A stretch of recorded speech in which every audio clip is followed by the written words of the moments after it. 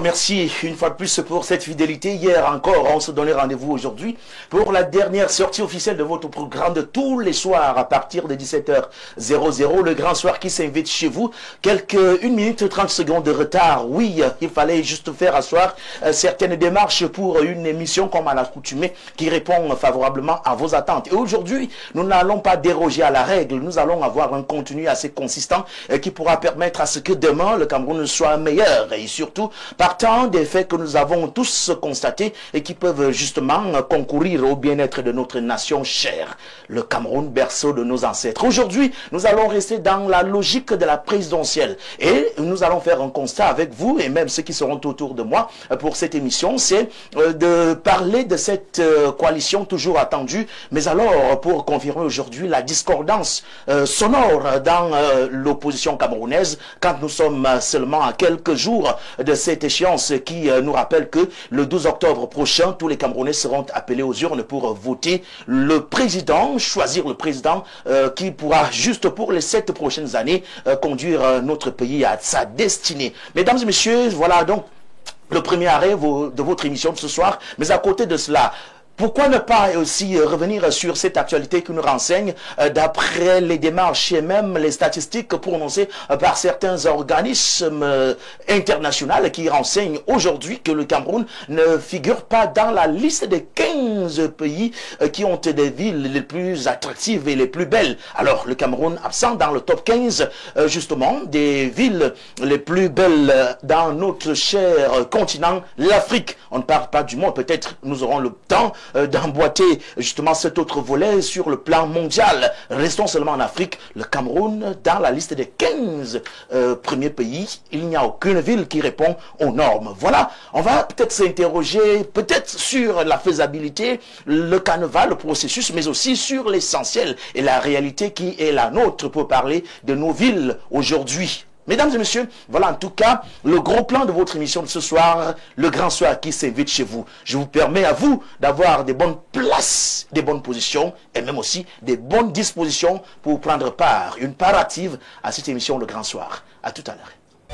Si la jeunesse est le fer de lance de la nation, lui il est dans cette dynamique-là qui fait justement l'essentiel et même les matières premières de cette lance et surtout de ce fer. Ce fer parce que dans le fer du comité central du Rassemblement démocratique du peuple camerounais, son nom y est inscrit avec beaucoup d'insistance et en lettres d'or. Il sait mettre en écart toutes les divergences et même isoler l'opprobre sur ce qui est dit sur les plateaux de télévision et même des radios. Aujourd'hui, il est dans une liste aussi courte, mais aussi réduite, des jeunes qui savent dire ce qu'ils pensent pour le bien-être de toute la nation. Mesdames et messieurs, je pense que c'est par là que l'inspiration est venue pour ses parents de donner un prénom, Descartes. Il joue cela comme des cartes. Descartes à Cône, c'est de lui que je parle. Bonsoir. Bonsoir, chers frères. Bonsoir aux compagnonnistes, bonsoir à tous les téléspectateurs. Je suis très honoré d'être présenté presque en grande star. Vraiment, je suis honoré venant d'Info TV, venant de la grande chaîne qui est la vôtre. Aussi, je sais que ce respect vient de la considération que vous avez pour le parti que je représente. Le grand parti, le plus grand parti au monde, le RDPC, le parti de Paul Biya. Celui qui pense paix, celui qui pense unité et qui pense progrès pour le Cameroun. Ah oui, beaucoup d'estime pour les partis politiques dans leur ensemble. C'est justement pourquoi nous convions sur ce plateau tous les prenants part. Ceux-là qui pensent que le Cameroun doit exister parce qu'il a existé et il va exister et il continuera toujours à exister, même après nous autres. Mesdames et messieurs, laissez-moi le temps aussi d'accueillir quelqu'un qui pour la première fois vient sur le plateau de cette émission, Le Grand Soir. Il est l'un des acteurs principaux sur le plan communicationnel qui porte haut le flambeau d'un parti qui se dénomme Mouvement démocratique pour la défense de la République, en abrégé MDR. Il s'agit naturellement de Jack Bara. Oui, je prononce bien, j'imagine, et c'est comme ça que ça doit se dire. Jack Bara Dourandi. Bonsoir. Bonsoir monsieur. Effectivement, je représente ici le MDR en ma qualité de porte-parole de ce grand parti. Voilà. J'ose dire grand parti, parce que vous le savez et vous le savez bien que le MDR a fait l'histoire du Cameroun à partir de 1992, en supportant le président Paul Biya, qui était, je ne dis pas en difficulté, mais qui avait besoin, n'est-ce pas, de nos 6 députés d'alors pour pouvoir continuer à gouverner ce grand pays qu'est le Cameroun. Nous y sommes encore et au cours de l'émission, nous en parlerons un peu plus encore. Un peu plus encore, avance plus. Comment se porte justement le MDR dans son sein? Bon, on ne va pas se mentir, le MDR va qu'à un cas parce qu'il y a comme une espèce de fronde, mais nous sommes en train de résoudre ce problème-là. Ce qui est certain, c'est que nous avons une direction qui fonctionne normalement. Et le président du parti est M. Tiganatassi Daïsala, et qui fait bien son travail. Et nous continuons, n'est-ce pas, à lui faire confiance. Cette confiance-là qui justifie d'ailleurs votre présence sur ce plateau, parce que, pour dire vrai, c'est aussi l'un des partis politiques qui se porte bien, qui existe depuis leur création au Cameroun, et qui, ma foi, peuvent apporter, pour parler dans leur généralité, des partis politiques, apporter leur contribution pour le bien-être de notre pays, le Cameroun. Mesdames et messieurs, d'autres panélistes sont conviés à cette émission, mais nous osons croire que les prochaines secondes seront favorables pour leur arrivée et permettre à ce que leur accueil soit également facile à élaborer. Pour parler justement de l'actualité et l'aborder, nous n'allons pas attendre parce que le temps nous tient à la gorge. Je commence avec vous, Descartes. C'est vrai que quelque part, quelqu'un me l'a dit, une fois on a publié cette thématique du jour, la première réaction de celui qui a vu la thématique en question, la première naturellement, m'a dit, ben, si en faveur d'un parti, il s'agit naturellement du RDPC. Est-ce qu'au sein de votre parti politique, vous vous sentez un peu à l'aise quand jusqu'aujourd'hui, on a des sons discordants venant de l'opposition? Je commence plutôt droit dans le but et puis on en parle. Oui, c'est très important de nous questionner sur le sujet. Vous savez, lors du retour au multipartisme, qui a été favorisé forcément par la volonté de bâtir un État démocratique de son Excellence Paul Biya, lui-même, président national du RDPC, a tenu un discours à ses militants et il nous a dit, préparez-vous, soyez prêts à toute éventuelle concurrence. C'est le message que nous avons non seulement retenu, entendu, assimilé et conservé jusqu'aujourd'hui.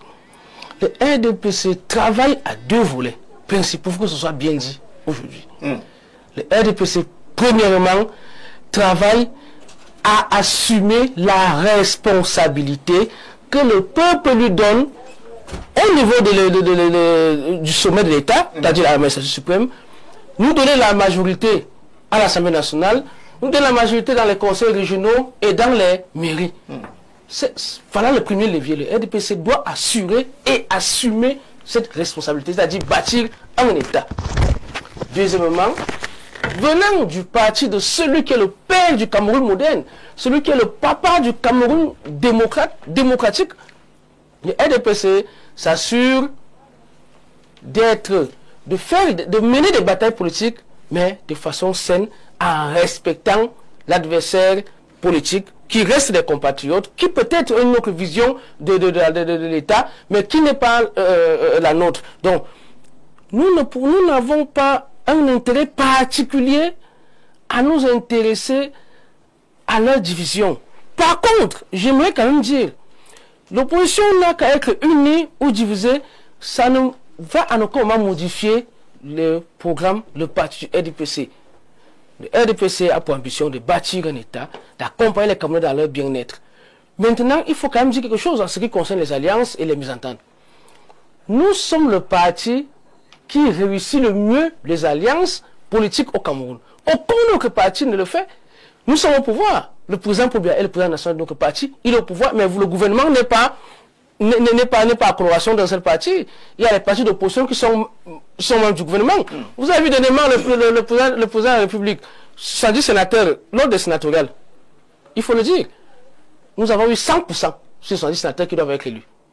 Maintenant, sur les 30 dont il a la responsabilité de nommer, il a nommé des sénateurs sortant de l'opposition. Donc, c'est quelqu'un qui encourage, qui active, qui est un grand acteur de l'union politique, de l'association d'idées pour mieux servir l'État. Donc, il ne peut pas, et aucun de ces militants ne peut se réjouir qu'il y ait des dissonances politiques, quel que soit même dans l'opposition. Non, ça ne nous arrange pas, parce que c'est contre notre philosophie. Nous sommes un parti de rassemblement.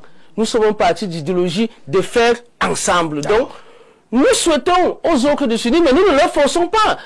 Ils ont chacun sa philosophie. Ils savent ce qui les éloigne les uns des autres. Bon, nous, on ne peut pas bâtir le Cameroun. C'est le plus important, bâtir la nation, le bien-être des Camerounais. Merci. Alors, vous me laissez là le temps d'introduire mon cher Jack Bara. Nous allons pour le moment accueillir un troisième invité. Lui, dans la résonance de certains mots, naturellement, l'élégance, l'éloquence et même aussi le respect de l'autre. Il incarne en lui toutes ces trois dénominations. Et c'est pour cela, j'imagine que le choix a été porté pour qu'il soit le porte-parole. Ce n'est pas une redondance, c'est comme ça que ça se dit, d'une personnalité publique aujourd'hui qui convoite justement le palais des tout-dits. Il s'agit naturellement de Issa Tiroma Bakary. Je parle du FSNC. Et quand je l'ai dit, c'est le porte-parole unique. C'est lui qui gouverne, c'est lui qui gère, c'est lui qui manipule et c'est lui qui envoie le ton qu'il faut pour ce parti politique. Vous avez bien sûr, mesdames et messieurs, imaginé, je parle du docteur Jean-Moïse Mbok qui nous a rejoint. Bonsoir. Bonsoir Jean-Bruno, vous me voyez rougir et pâlir, tellement de compliments. Bon, je crois que ces compliments reviennent à mon président qui a choisi ma modeste personne. Bonsoir à vous, bonsoir à mes copanélistes, bonsoir à tous les millions de téléspectateurs qui nous suivent ici et ailleurs. Le Front pour le salut national du Cameroun, on l'a toujours dit, est le parti de la main tendue, est le parti du respect de l'autre. Et j'ai bien aimé ce que mon voisin de gauche, Majesté, a bien dit sur la question du respect de l'autre et de la considération de l'autre. C'est ça le FSNC, c'est écouter les autres, c'est comprendre quelles sont les forces des autres associées aux nôtres, et c'est comme ça que le Cameroun va gagner. Merci pour cette invitation, merci pour le Cameroun qui bouge, hein, parce que côté présidentiel, je crois que celle-ci, elle est spéciale, elle est unique, elle est particulière, de par l'engouement, de par même au niveau de l'ECAM, le nombre d'électeurs qui a augmenté, de par l'engagement des populations. Nous recevons des délégations qui viennent pratiquement de partout. Et ça nous émerveille de voir des Camerounais qui financent leurs déplacements, qui viennent poser les doléances et qui rentrent sans poser le moindre besoin et la moindre demande.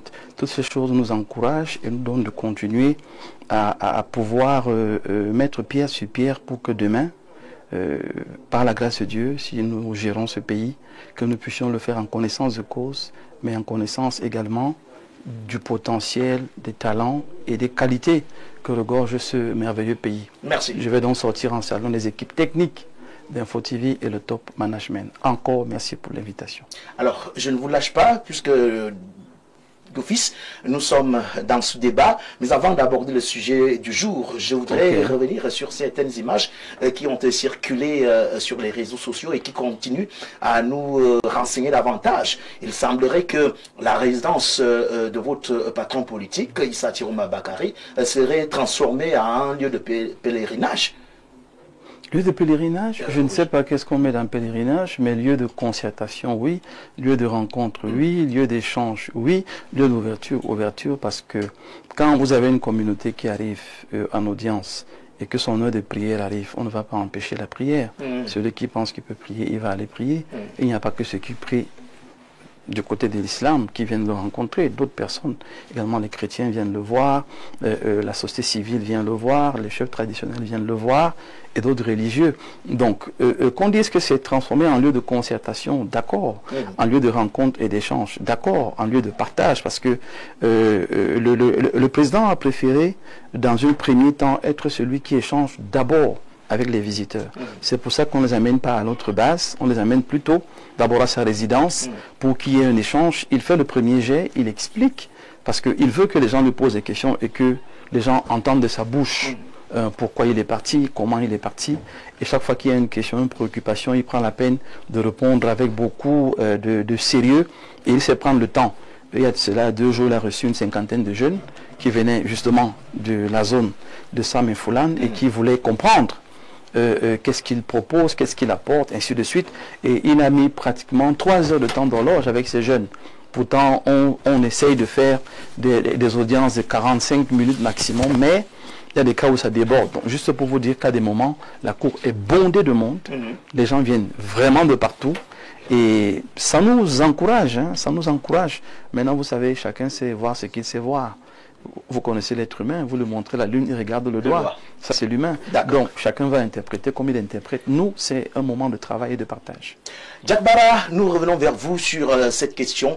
Vous avez suivi le représentant communicant du Rassemblement démocratique du peuple camerounais dire qu'aujourd'hui, si on parle de son discordant au sein de l'opinion de l'opposition, cela n'est pas aussi totalement le souhait. Peut-être je peux m'enlever le mot totalement, mais ce n'est pas le souhait du RDPC. Mais quand vous êtes également un parti politique à prendre très au sérieux, vous voyez ce qui se passe. Est-ce qu'on a l'obligation de comprendre que, bon, on peut se dire tout est plié, et ça en faveur d'un parti qui est justement celui au pouvoir actuellement? Oui, vous faites bien de poser cette question. La vérité, c'est que vous parlez du MDR, ce parti-là, qui pour nous est très important, pour d'autres également, il est très important, mais nous n'avons pas coutume, n'est-ce pas, d'être souvent sur les médias, et ce, depuis 1992. Je fais remarquer que le MDR, s'il faudrait un peu le présenter, est ce parti-là, qui est né essentiellement dans l'extrême nord, et qui se voulait le parti des laissés pour compte. Le MDR a une histoire, le MDR a une âme, tout simplement parce que il donnait à représenter une partie des populations qui, originellement, sont celles du Grand Nord, mais en réalité, qui sont également celles de tout le Cameroun, les laissés pour compte. Il y en a de tous les côtés du Cameroun. Et le MDR, très tôt, a préféré supporter le RDPC et surtout le président Paul Biya pour un motif très simple. Le MDR a représenté des gens qui étaient invisibles, qui étaient là, très nombreux, mais qui étaient invisibles pour la simple raison qu'on ne les mettait pas en lumière. On a fait un voile complet sur une partie de la population. Je dirais que le MDR s'affiche aujourd'hui et les gens ont l'impression que ça ne peut pas être un parti du Grand Nord. Et pourtant, c'est un parti du Grand Nord. Parce qu'on a coutume de voir comme parti du Grand Nord le parti de mon vis-à-vis, le FSNC, l'UNDP, et de temps en temps, il y en a qui parlent du MDR. Et pourtant, le MDR a toujours été représenté dans les grandes instances de cette République. Après avoir parlé du MDR, oui. La question posée, c'est sur la discordance qui semble être jusqu'aujourd'hui celle palpable au sein de l'opposition camerounaise, alors que nous sommes à quelques jours. Non, ne vous inquiétez pas, on y arrive. Parce que, regardez, certains se demandent, mais pourquoi le MDR n'a pas suivi les autres partis du Grand Nord. Est-ce que ce n'est pas l'UNDP, oui. ce maillon qui joue les troubles faits, le MDR? Non, non. Le MDR, c'est le parti des hommes de parole. Les autres ne le sont pas. À eux de juger s'ils sont des hommes de parole ou pas. À une période non encore lointaine, le président Issa Chiroma disait que nous allons suivre, nous serons avec le président Biya jusqu'à la gare. Beaucoup de gens ont entendu ça. La gare, c'est où? Ah bon, c'est une question qu'il faudrait poser, n'est-ce pas, mon vis-à-vis. Votre question est excellente. Excusez-moi, mais, je voudrais dire une chose très importante. Le MDR a été approché par un émissaire du président de la République pour lui apporter une fois de plus son soutien. C'est ce qui s'est passé. Mais oui, je vous le dis, le MDR a été approché par un émissaire du président Paul Biya pour apporter son soutien. Et le MDR confirme? Le MDR confirme à haute et intelligible voix que, en homme de parole, il continue à apporter son soutien au président Paul Biya. En réalité, cet émissaire est venu, mais nous avons eu l'impression qu'il enfonçait une porte ouverte. Merci. On vous a compris.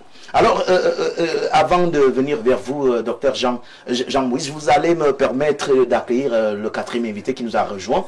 Je présume que c'est par les bouchons qui ont, je vais dire, envahi la ville de Yaoundé, parce que même sur la voie Yaoundé-Douala, on nous a parlé des embouteillages de ce côté, combien de fois au sein de la ville, et c'est ça qui peut, je le dis déjà, présumer son retard de ce soir, parce que ce n'est pas à son habitude.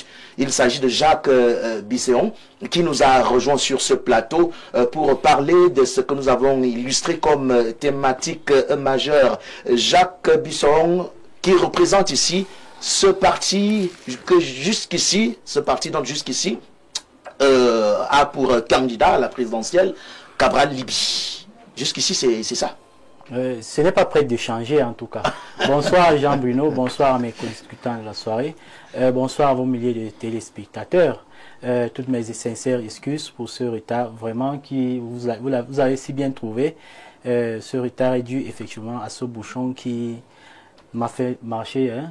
J'ai fait la marche à pied, j'ai dû descendre de mon taxi, de la poste jusqu'à presque les oies, Carrefour les oies, pour essayer de retrouver encore une moto cette fois-là.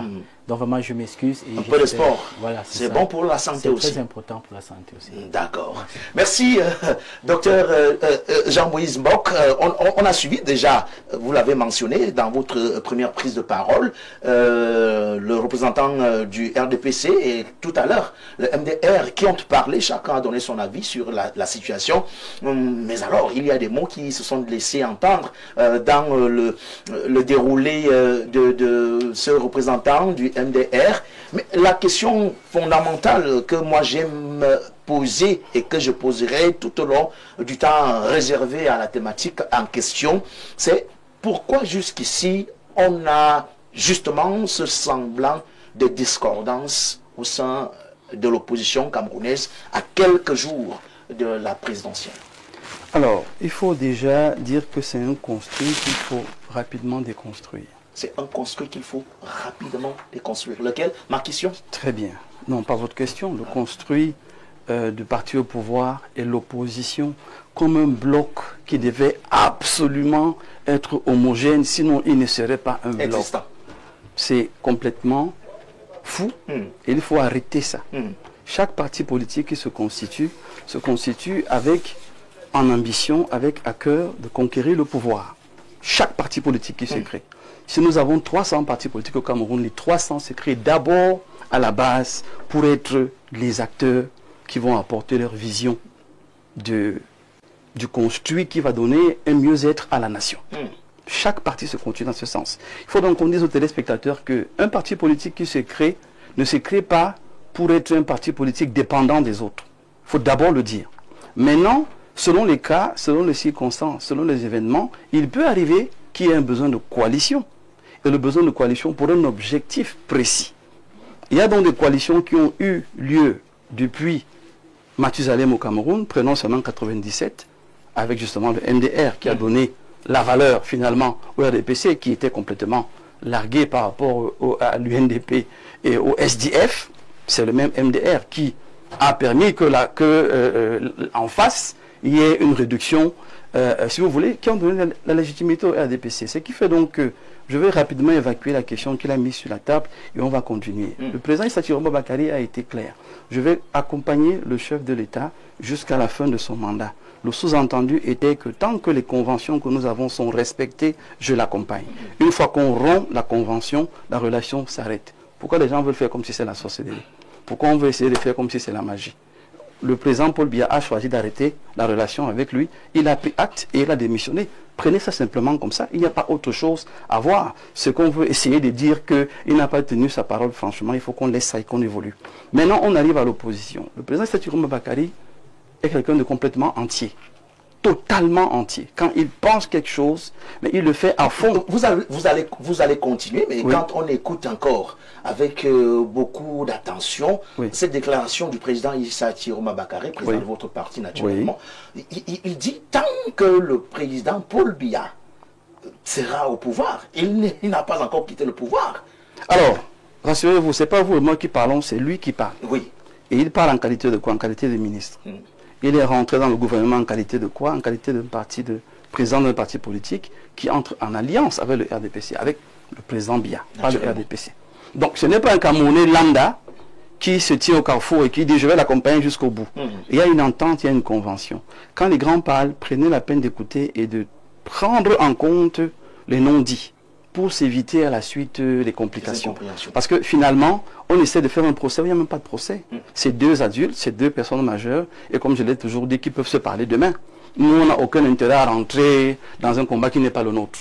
Moi, je dis simplement ce que je vois, ce que j'ai pu lire, c'est qu'il a été clair dans sa position. Je continue tant que les conventions sont respectées. Et si elles ne sont pas respectées, je m'arrête. Et depuis qu'il s'est arrêté, vous ne l'avez pas entendu vilipender le président Biya, dire qu'il est... Voilà. Bon, il faut qu'on soit clair. Bon, vous allez me dire à quelle occasion il a fait. Revenons donc à l'opposition. Quand donc on a dit qu'il n'est pas question d'avoir une opposition homogène, qui doit absolument marcher dans le même pas, dans la même dimension, dans la même logique, mais qu'elle est suffisamment responsable de choisir ses alliances. À ce niveau, on comprend donc qu'au FSNC, par exemple, nous, on a pris le temps de mener différents échanges, différentes rencontres pour travailler à ce qu'il y ait une coalition responsable. Et nous sommes en train d'évoluer dans ce sens-là. Nous disons simplement à ceux qui nous suivent que nous n'avons pas tout notre temps, parce que l'élection, c'est le 12. Il faut se préparer, il faut aller en campagne, et ainsi de suite. Nous sommes encore à ce stade parce que nous choisissons l'échange. Nous choisissons le dialogue. Gérer un pays comme le Cameroun, ce n'est pas de l'amateurisme, ce n'est pas une improvisation, on s'organise. Et dans l'organisation, il y a l'échange, il y a la communion, il y a la communication, il y a le partage.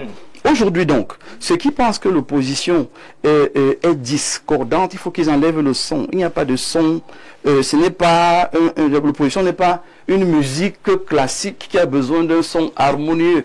L'opposition, c'est différente approche et logique de la vie. Vous avez ceux qui sont dans le fédéralisme, ceux qui sont dans l'unité décentralisée, la décentralisation. Vous avez plusieurs courants, mais c'est ça l'opposition.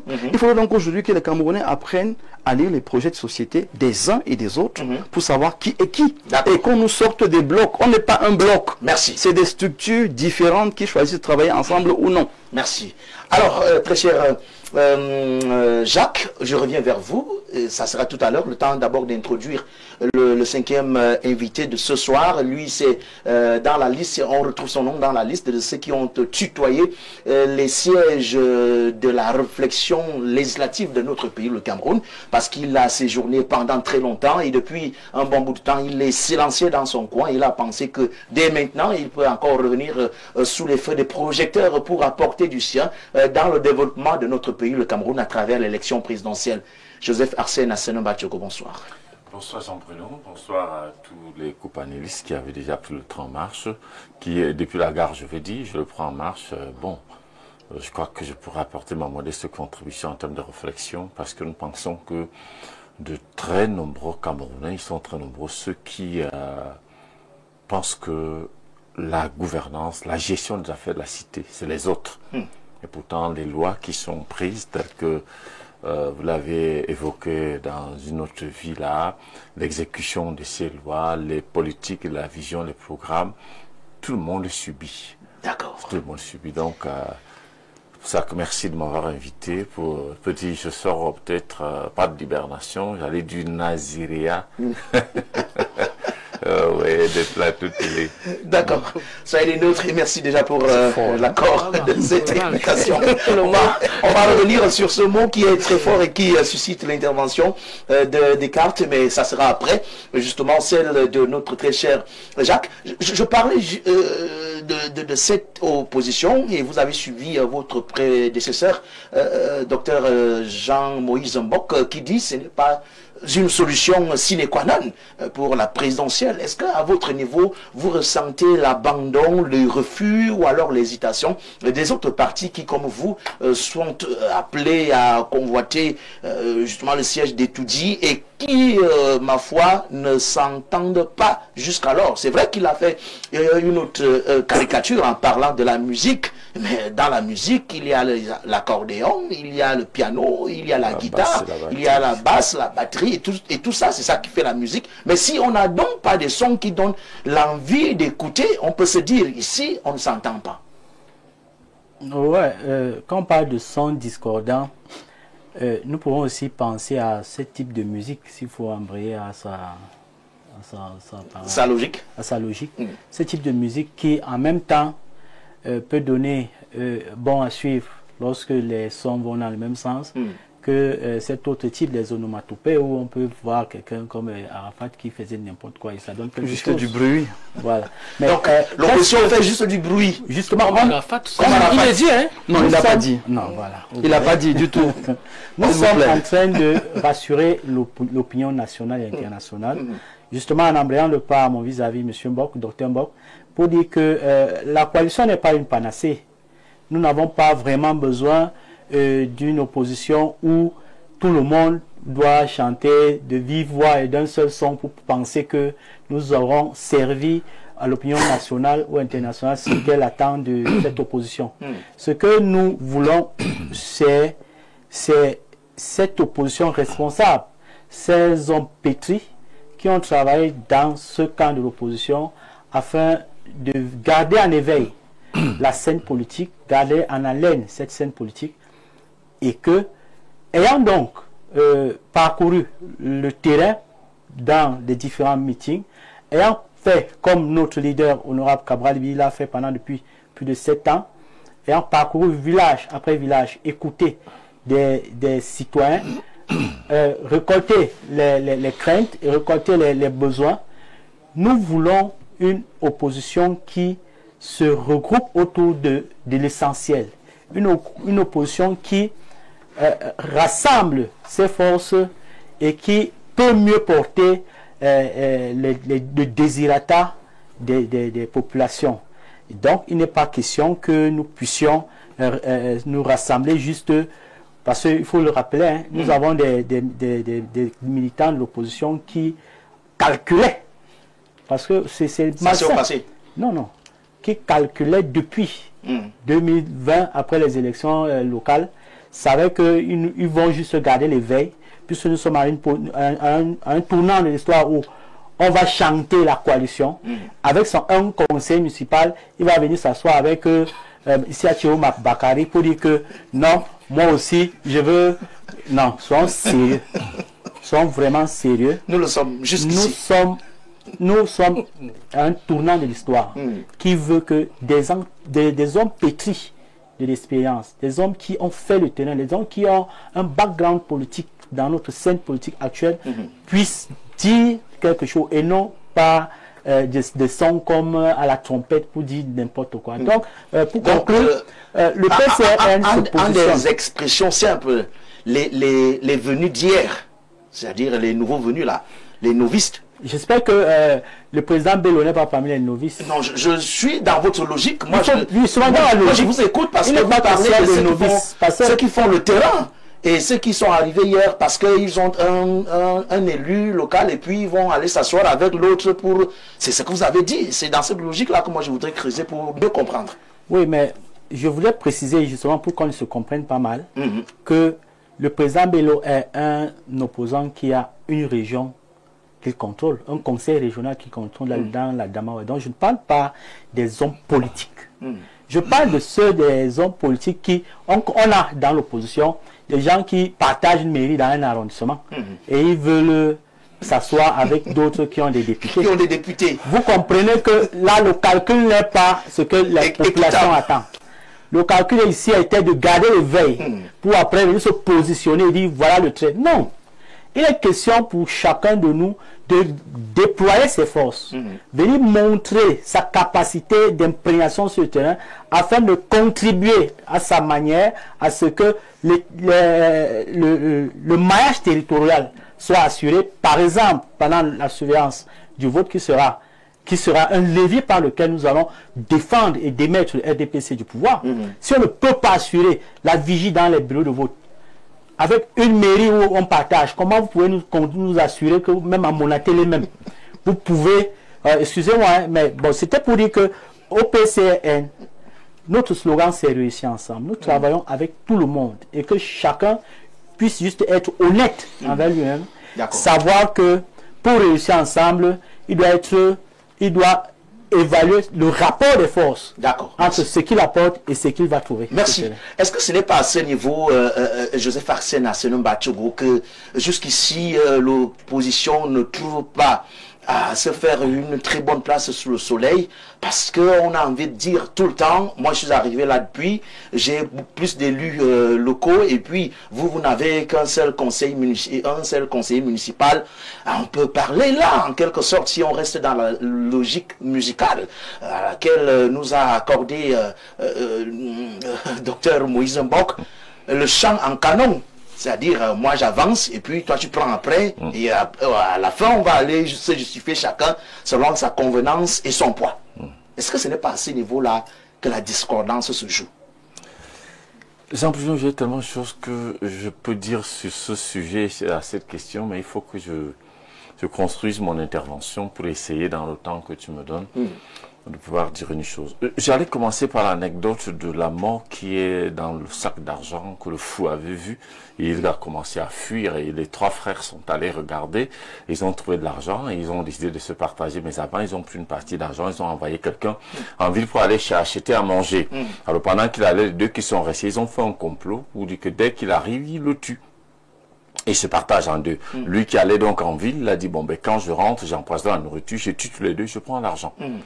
Le fou avait donc dit que l'argent est dans le sac, la mort est dans le sac à Ouigauchamp. Et quand celui qui partait en ville a donc ramené la nourriture empoisonnée, les deux l'ont tué. Et les deux, avant de se partager l'argent pour l'avoir tué, ils ont mangé, finalement, tous sont morts. Ils sont aussi décédés. Et puis tout l'argent est resté. C'est un peu l'image que nous renvoie entre guillemets. Oui, ce concept creux et vide de sens qu'on appelle au Cameroun l'opposition, tout au moins c'est en Afrique. Parce que c'est un construit voulu. Ce concept-là.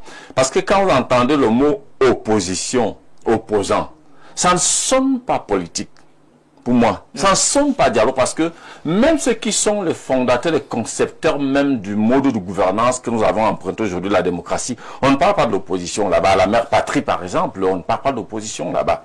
Pour ceux qui sont d'y arriver, pour ceux qui suivent même l'actualité, on ne parle pas d'opposition en France, on ne parle pas d'opposition aux États-Unis, on ne parle pas d'opposition en Angleterre, on ne parle pas d'opposition en Allemagne, pour ne parler que peut-être ces pays qui ont une grande influence chez nous. Alors, nous prenons donc ce modèle d'où?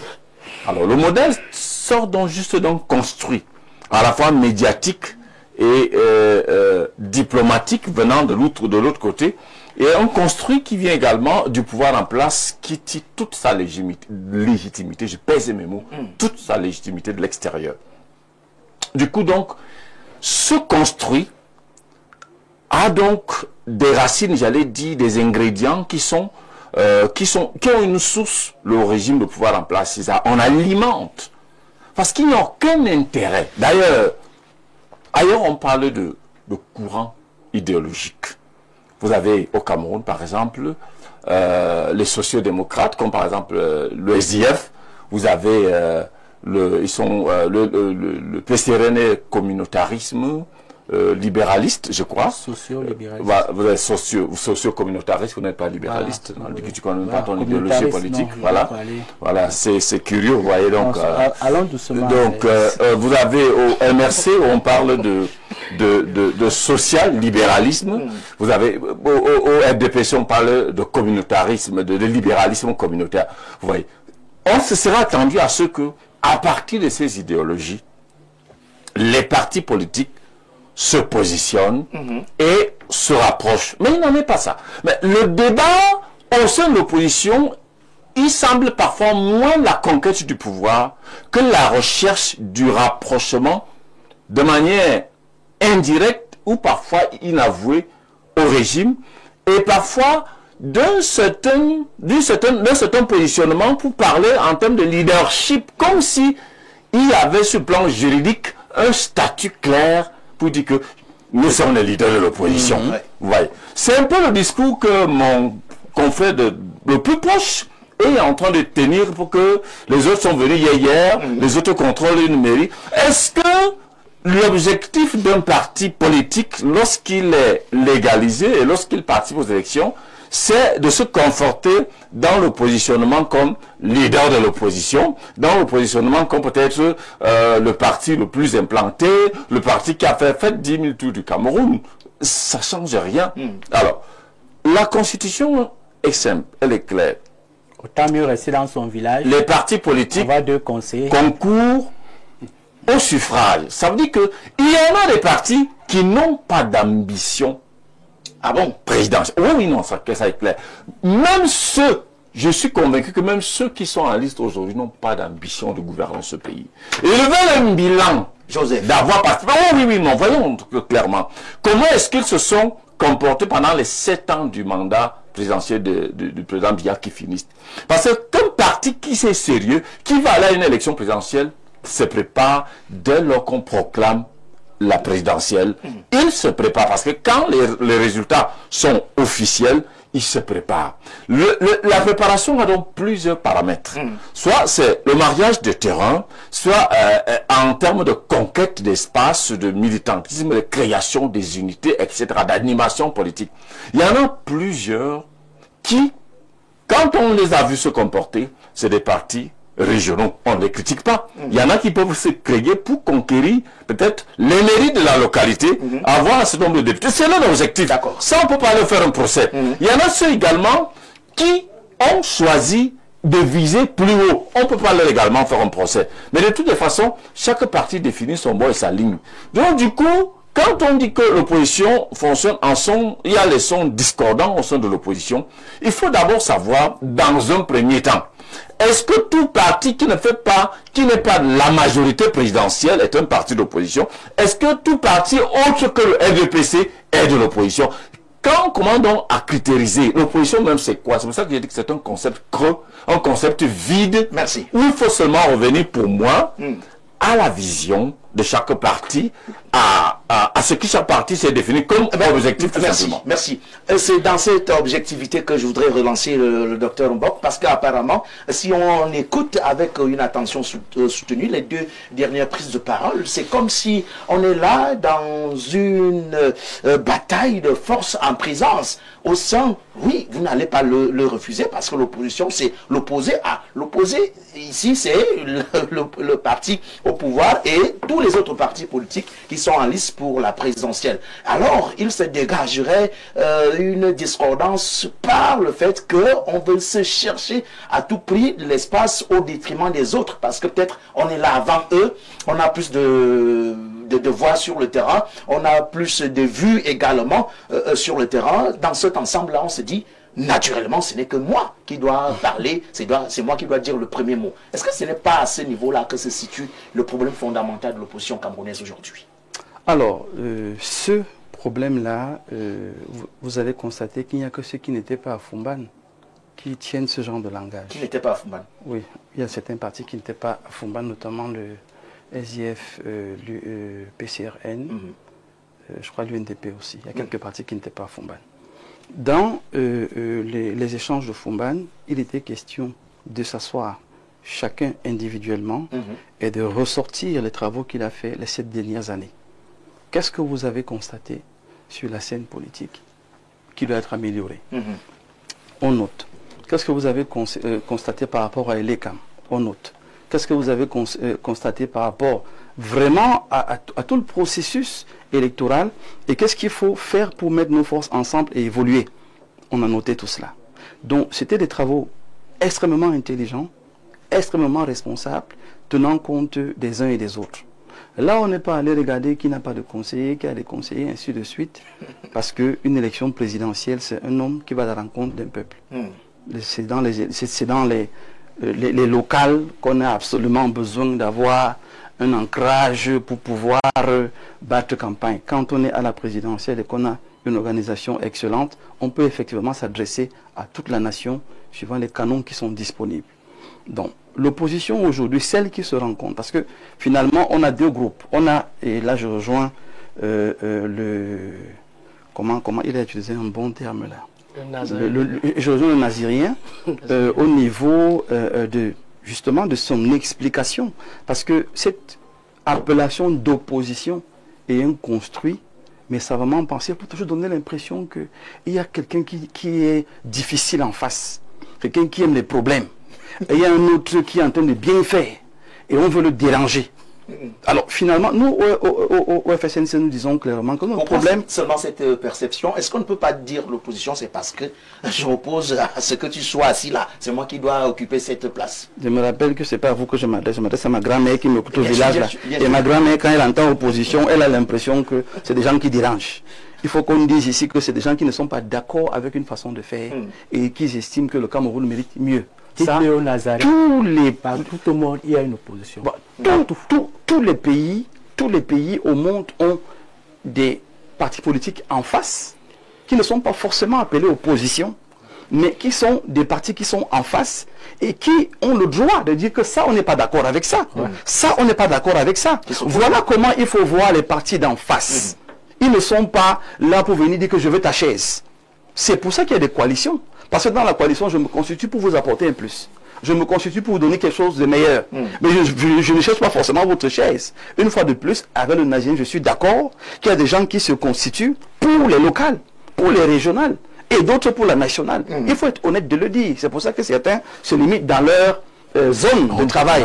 Donc aujourd'hui, nous sommes à la présidentielle. On a 12 candidats qui ont chacun un projet de société et qui dit j'ai des moyens de mettre fin à la crise de nos eaux.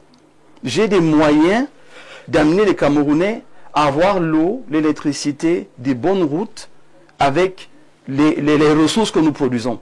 J'ai des moyens d'amener les Camerounais à avoir une bonne connexion Internet et non une connexion qui joue avec les nerfs des gens. Alors, c'est ce qui est proposé. Ceux d'en face disent, on a fait. Nous, de l'autre côté, on dit, vous n'avez pas suffisamment fait. Et c'est là que la discussion se fait. Mais vous savez, quand on commence à dire, voilà ce que vous avez promis à 7 ans, qu'est-ce que vous avez fait? On va d'abord chercher à dire, allez d'abord vous unir avant de venir parler. Vous voyez que ça c'est de l'esbrouf. Ça c'est du dilatoire. Parce qu'on n'est pas là pour dire, allez vous unir d'abord. Qu'est-ce que vous avez promis? Pourquoi vous ne l'avez pas fait? Nous disons non que nous on peut mieux faire que vous. Voilà ce qui est en train de se passer actuellement. Alors, venir dire que nous sommes dans un son discordant, ce n'est pas la chose qu'il faut dire. C'est venir dire que qu'est-ce que le FSNC propose, qu'est-ce que le PCRN propose, bon, le MDR avec le RDPC, qu'est-ce que les autres partis proposent. Alors, les Camerounais se retrouvent dans quoi Nous sommes donc dans une réalité aujourd'hui où, je l'ai dit d'entrée, les Camerounais sont devenus de plus en plus mûrs, de plus en plus matures. Ils nous écoutent et ils savent quel choix faire. Ils nous écoutent en comparaison avec les autres pays de l'Afrique, les autres pays du monde. Quand on dit Côte d'Ivoire et Cameroun aujourd'hui, allez seulement voir au niveau des infrastructures. Vous dites, mais qu'est-ce qu'on a fait au bon Dieu? Pourtant, on a tous les moyens pour mieux faire, pour très bien faire. Qu'est-ce qui ne va pas? Alors, quand on le met sur la table, au lieu que nos gouvernants le prennent comme des remarques objectives pour travailler dessus, on a l'impression qu'il y a un dialogue de sourds. On a l'impression qu'on a en face de nous des gens qui ont dit on fait ce qu'on a fait et on s'en fout de vous. Et c'est pour ça que l'opposition se radicalise. L'opposition insiste sur le fait que les Camerounais méritent de bénéficier de ce qui leur appartient. Chaque parti d'opposition, donc, après Fumban, on a dit c'est possible qu'on se concerte, c'est possible qu'on se mette ensemble, mais allons avec les deux cas de figure. Le premier cas de figure, c'est qu'on peut arriver à la dernière minute et on se dit, bon, je pense que mettons-nous ensemble. On peut encore arriver à un niveau où on dit, bon, je pense que je peux aller tout seul. On verra ce qui va arriver devant. Est-ce qu'on est là dans un tâtonnement? Non, ne faites pas un procès à l'opposition parce que j'ai dit d'entrée que chaque candidat vient pour gagner. Les 12 viennent pour gagner. Les 12 viennent pour gagner. Il faut d'abord dire ça. Il ne faut pas donner l'impression que même comme nous sommes déjà 12 là. Le politique a dit, bon, il y a certains qui viennent là pour après. Pour avoir un bilan, pour avoir un bilan de participation. Parce que quand on analyse la préparation, il est difficile de dire que les 12 sont là pour gagner. Je suis monté aux 12. Je suis sur les 12. Et je dis que ceux qui ne vont pas coaliser avec les autres, prenez-les au sérieux parce qu'ils viennent pour gagner. C'est ce qu'il faut d'abord dire aux Camerounais. Donc le débat aujourd'hui n'est pas les partis de politique qui s'insultent. Le débat aujourd'hui n'est pas l'opposition qui doit absolument être ensemble. Le débat aujourd'hui est qu'est-ce que les Camerounais veulent? Qu'est-ce que les Camerounais méritent et qui est à même de leur apporter ce mieux-être-là? Voilà où est le débat aujourd'hui. Le temps évolue, le temps avance. Ne nous laissons pas distraire avec des choses qui ne sont pas fondamentalement utiles. Les gens sont arrivés en retard aujourd'hui. Je n'ai pas voulu parler de ça. Quelle est la cause? On promet les routes, on ne fait rien. Et puis à la dernière minute, parce qu'on est en pleine campagne, on se met à rafistoler à gauche et à droite. Quand on va encore le dire, ceux qui gouvernent vont penser qu'on tire sur eux. Mais c'est un constat légitime. Ayez un peu d'humilité, de reconnaître que vous n'avez pas bien fonctionné et montrer même aux Camerounais que vous les respectez. D'accord. C'est dans ce respect-là que moi je voudrais, parce que c'est notre habitude ici, c'est même naturellement notre être.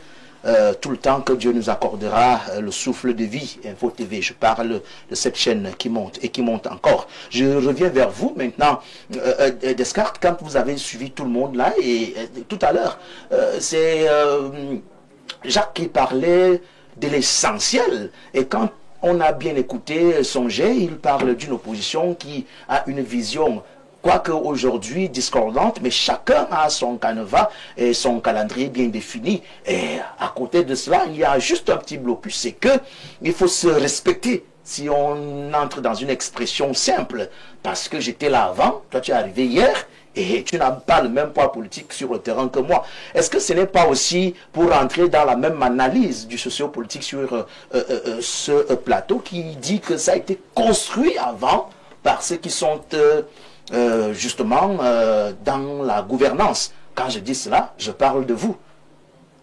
Oui, bon, c'est des petites querelles qu'on regarde en souriant. Personne ne peut parler de poids politique. S'il fallait parler de poids politique, je crois qu'il n'y a que le RDPC qui peut se revendiquer d'être un parti nationalement représenté.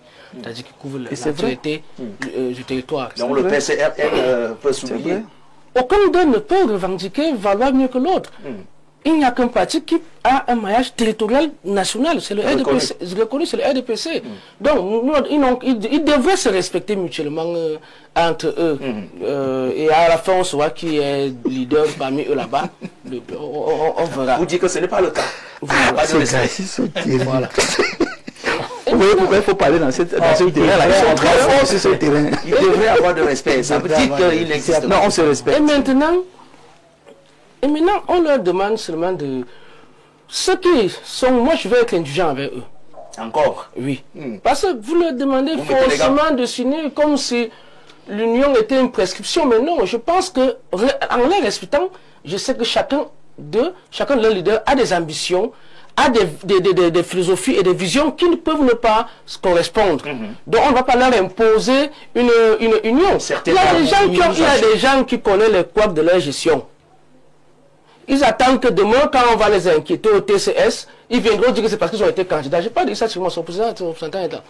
Quand quelqu'un comme ça est candidat, pourquoi vous voulez que le PCS... une information. Pourquoi vous voulez que le... Pourquoi vous voulez... Je vais continuer. Manque de temps d'information. Pourquoi vous voulez donc ceux qui ont d'autres visées? Par exemple, je ne sais pas quelle est la visée directe du président du PCN, mais peut-être que lui veut le pouvoir. Peut-être que lui veut avoir plus de députés. Peut-être qu'il veut être leader de l'opposition. Comme Belouba aimerait bien qu'on dise qu'il est leader de l'opposition, chacun a sa visée. Donc, on ne peut pas, nous n'avons aucun droit, aucune capacité de leur imposer une même vision. Respectons-les tel que moi je le fais, je les respecte, je dis, dans le respect, ceux qui vont voir les visions et les objectifs se réunir ou alors se rapprocher vont trouver les terrains d'entente et de discussion. Et puis, il n'est pas tard. Souvenez-vous, en 2018, à quelques jours du vote, le maître Akéo a donné ses voix au candidat Moïse Kamto. Donc c'est encore possible, hein, on peut parler comme ça alors qu'ils ont, ils ont encore les ententes, et les alliances qui arrivent. Je voulais dire quelque chose, une petite chose, hein, juste. Elle sera petite dans le temps que je vais prendre, mais elle est grande et à considérer dans la mémoire collective, dans l'histoire du Cameroun et dans l'âme de la nation. J'ai suivi les mots candidat parti du Grand Nord, ici cela non. Je reviens sur le mot respect. J'aimerais qu'on respecte l'électorat du Grand Nord. D'abord, c'est 3 régions. Il ne faut pas faire comme si les gens du Nord votent pour le Nord et par le Nord. Parce que les populations originaires du Nord vivent dans tout le Cameroun. Et je sais que toutes les populations, tous les électeurs du Grand Nord pensent l'intérêt national. Ils veulent le bien de tout le Cameroun et les populations du Grand Nord des 3 régions, extrême nord et Adamawa, vont faire un choix qui sera bénéfique pour tout le Cameroun, du nord au sud, de l'est à l'ouest. Que quelqu'un ne dise plus ici qu'il y a un candidat pour le Grand Nord. Le Grand Nord ne vote pas en pensant au nord. Le Grand Nord vote en pensant à tout le pays. Et c'est pour ça, ne soyez pas surpris. Quand vous avez ce genre de discours, comment vous voulez que l'homme du Grand Nord qui pense à toute la nation ne vote pas le parti qui est dans toute la nation? L'évidence c'est qu'ils vont nous voter parce que nous on est partout. Nous ne pensons pas région, nous ne pensons pas tribu, on ne pense pas fédéralisme communautaire, on ne pense pas ethnie, nous pensons république. Merci. Donc je vous supplie, c'est une demande hein, que je peux vous... J'ai une doléance, c'est une demande parce que c'est pas beau à entendre. C'est déjà formulé. Il ne faut plus parler de représentants, partis, candidats du Grand Nord ou électorats du Grand Nord. Allons donc visiter ce que disent les téléspectateurs, parce que là on a accusé pratiquement une 50aine de minutes sans toutefois donner notre attention à ces derniers qui nous regardent à travers le monde entier. Et c'est avec un certain Massak Thomas que nous allons ouvrir la page des réactions. Bonsoir mon cher Bruno, merci. Son discordant émanant d'un manque de cohésion a rassemblé les énergies idéologiques en termes de vision politique qui adhérerait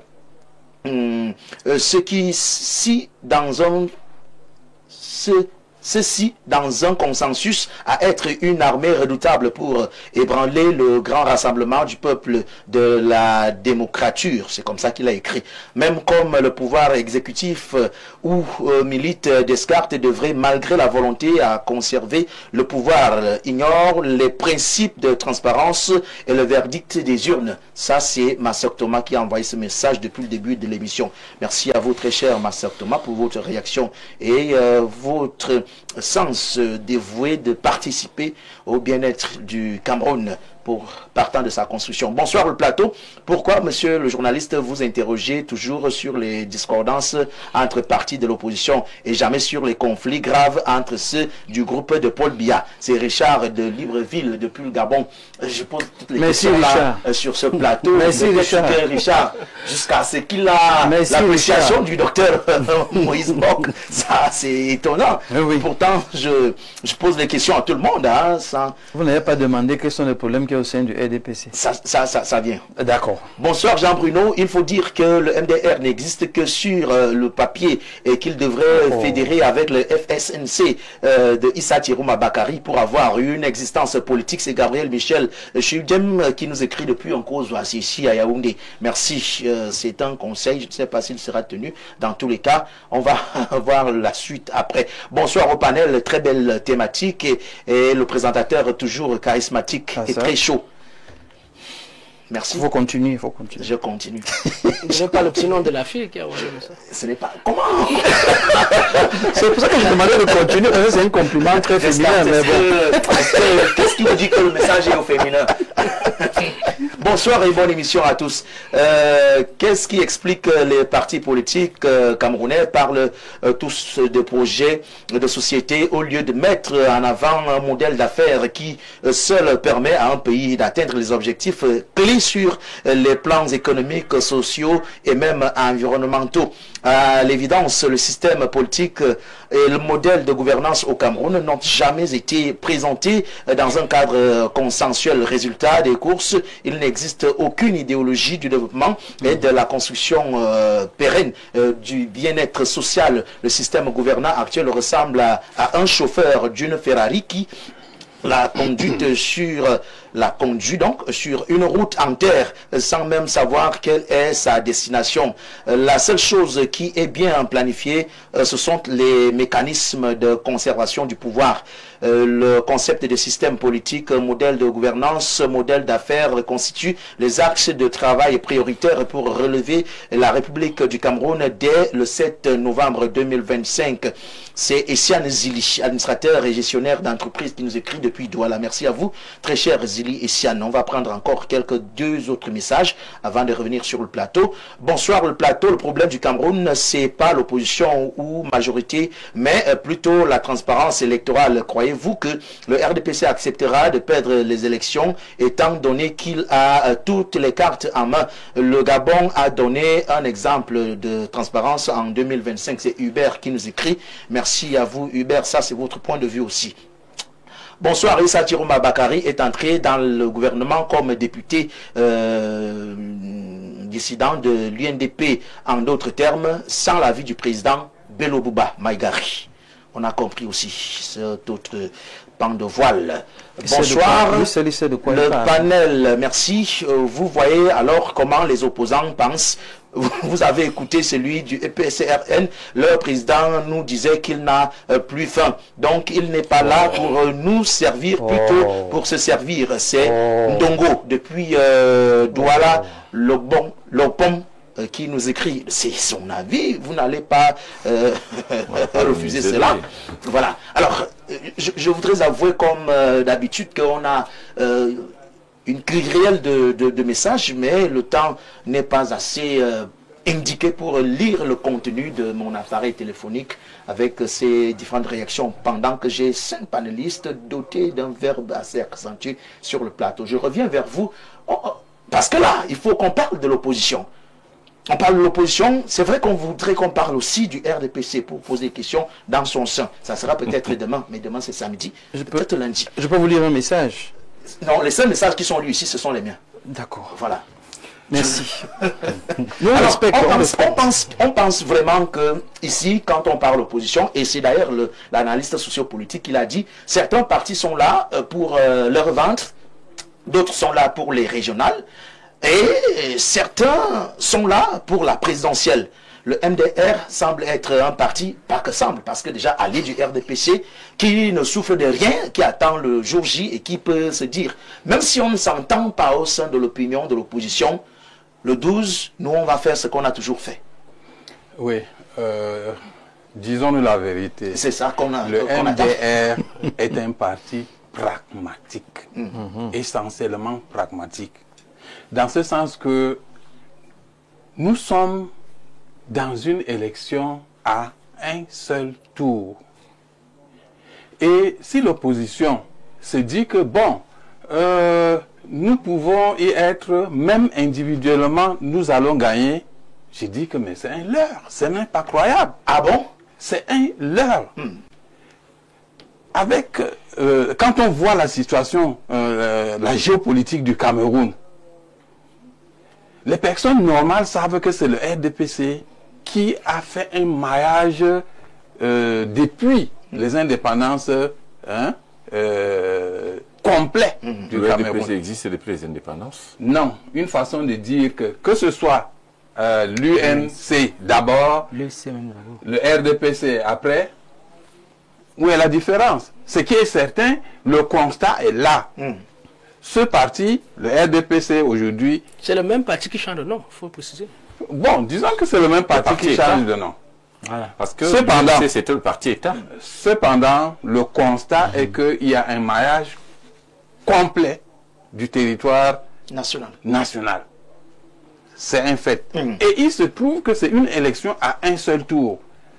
Dire que, bon, on peut se présenter seul, et sans avoir, n'est-ce pas, des représentations sur toute l'étendue du territoire, c'est rêver. C'est essentiellement rêver. Le MDR, c'est un parti pragmatique qui a compris une chose. Et compte tenu de la sociologie politique du Cameroun, où les gens ont tendance, chacun, à se considérer comme le parti, le président qui va gagner, et ne pas avoir la tendance à se mettre avec les autres, c'est perdu d'avance. D'accord. Conclusion, si l'opposition va en ordre dispersé, il y a de très fortes chances que le RDPC passe. Que le RDPC passe. Et d'ailleurs, le RDPC va passer. C'est presque automatique. Non, parce que je répète que c'est une élection à un seul tour. Oui. Si c'était une élection à 2 tours, on pouvait se dire que dans une première phase, chacun y va, parce que dans une deuxième phase, on pourra donc créer des alliances et ainsi de suite. Merci. Mais dans cette situation-ci, c'est dès le départ qu'il faut que l'opposition se mette ensemble.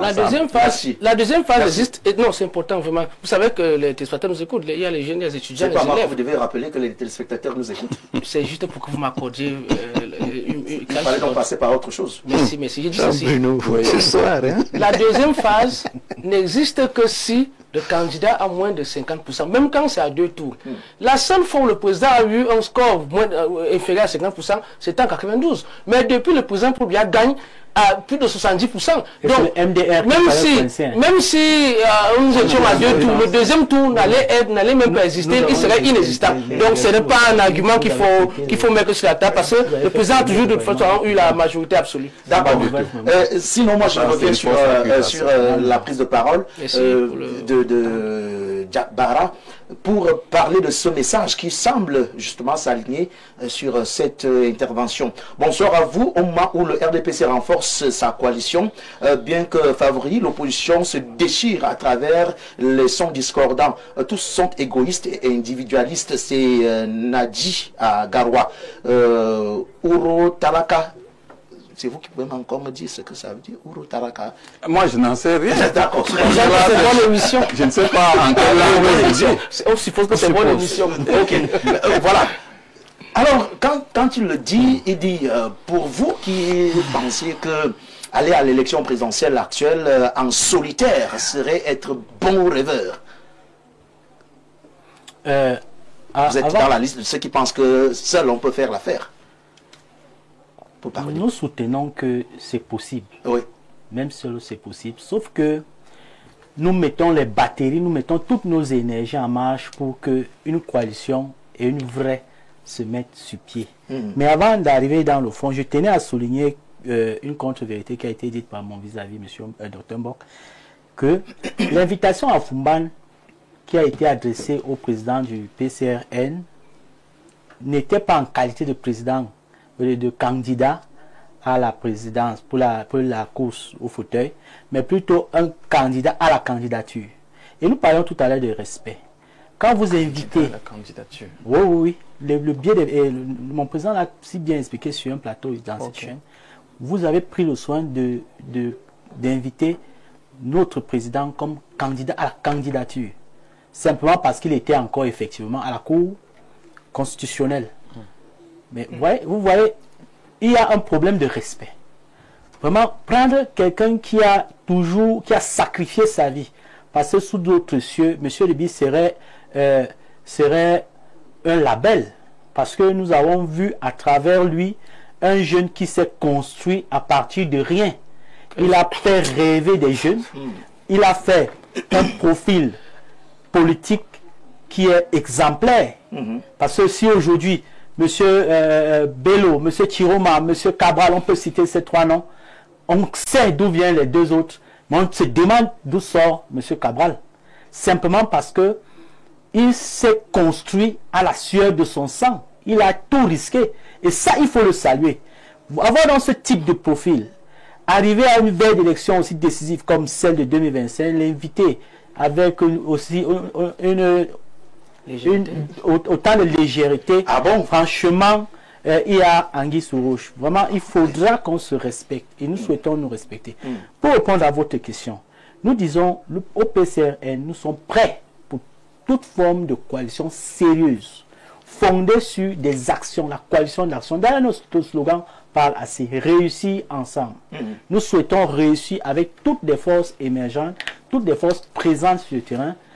Nous ne souhaitons pas rester dans la rancune, parce que quand j'écoute l'aîné du MDR tout à l'heure, je me rappelle que si nous sommes dans la situation dans laquelle nous nous trouvons aujourd'hui, c'est effectivement à cause de la trahison du MDR en 92, Dr Mbok.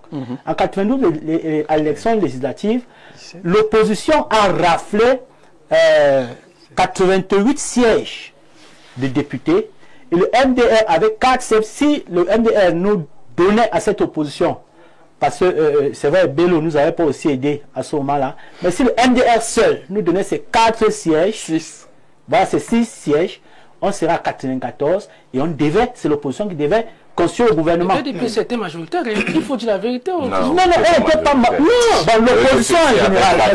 Vous avez dit que l'opposition n'est pas majoritaire. Vous avez dit que l'opposition n'est pas un parti. Le NDPC n'avait pas, il faut bien dire. Désorientez par le débat des cas. Vous n'êtes pas majoritaire. Vous avez 88 députés. Vous avez 88 députés. Quel est le parti qui avait plus de députés que nous? Vous avez 88 députés. Non, l'opposition n'est pas un parti, vous l'avez dit ici. L'opposition n'est pas un parti. L'élection s'est faite sur la base de celui qu'on appelait l'Union pour le changement. Parlons à un enfant qui nous écoute. Quel est le parti qui a le plus de députés? Non, c'est pas la c'est moi qui pose. Vous comprenez? Je vous dis juste, il faut que les enfants comme ça sachent que non, c'est la même personne mensonge. C'est vous que vous voulez créer l'embroglio, il n'y en a pas.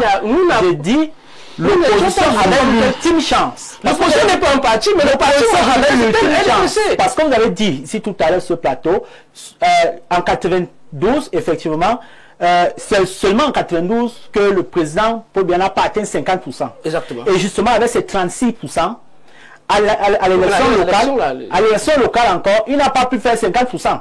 S'il faut parler en termes de pourcentage. Mais il était le premier.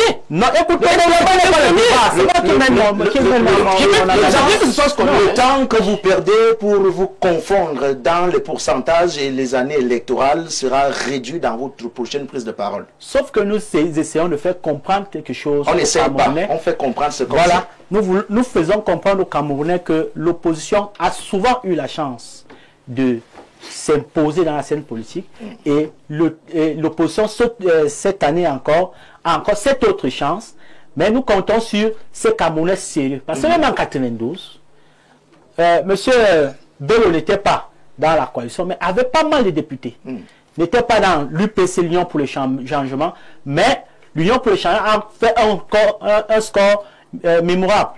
Nous passons au PASTEF au Sénégal. Nous n'avons pas eu toute l'opposition qui s'est rassemblée derrière un candidat, mais le PASTEF a eu la présidence de la République. C'est possible. D'accord. Avec le PCRN. Merci. Et 2025, nous espérons vraiment fermement. Bonsoir, le Cameroun n'est plus un pays à gérer à partir de Yaoundé. Il faut automatiquement passer à la fédération. Nous avons 2 candidats qui proposent cela, et c'est autour de ceci qu'on devrait chercher la coalition. D'autre part, la coalition n'est pas l'essentiel élément, ou alors l'élément essentiel pour renverser le pouvoir en place. Pourquoi vous, les médias, continuez aussi à montrer l'ancienne image de son excellence Paul Biya? Pourquoi votre débat n'est pas organisé autour de Cabral et Joshua? Maintenant, on fait des leçons de programmation. Voilà. Je pense que vous, les médias, participez également à la distraction des populations. Nous ne sommes pas dans un royaume pour attendre le décès du roi afin de procéder à la succession. Je suis en train de lire votre message, vous envoyez encore plusieurs, je fais comment procéder à la succession. Son Excellence Paul Biya n'est plus actif et les militants de ce parti veulent utiliser son nom pour continuer à nous mater.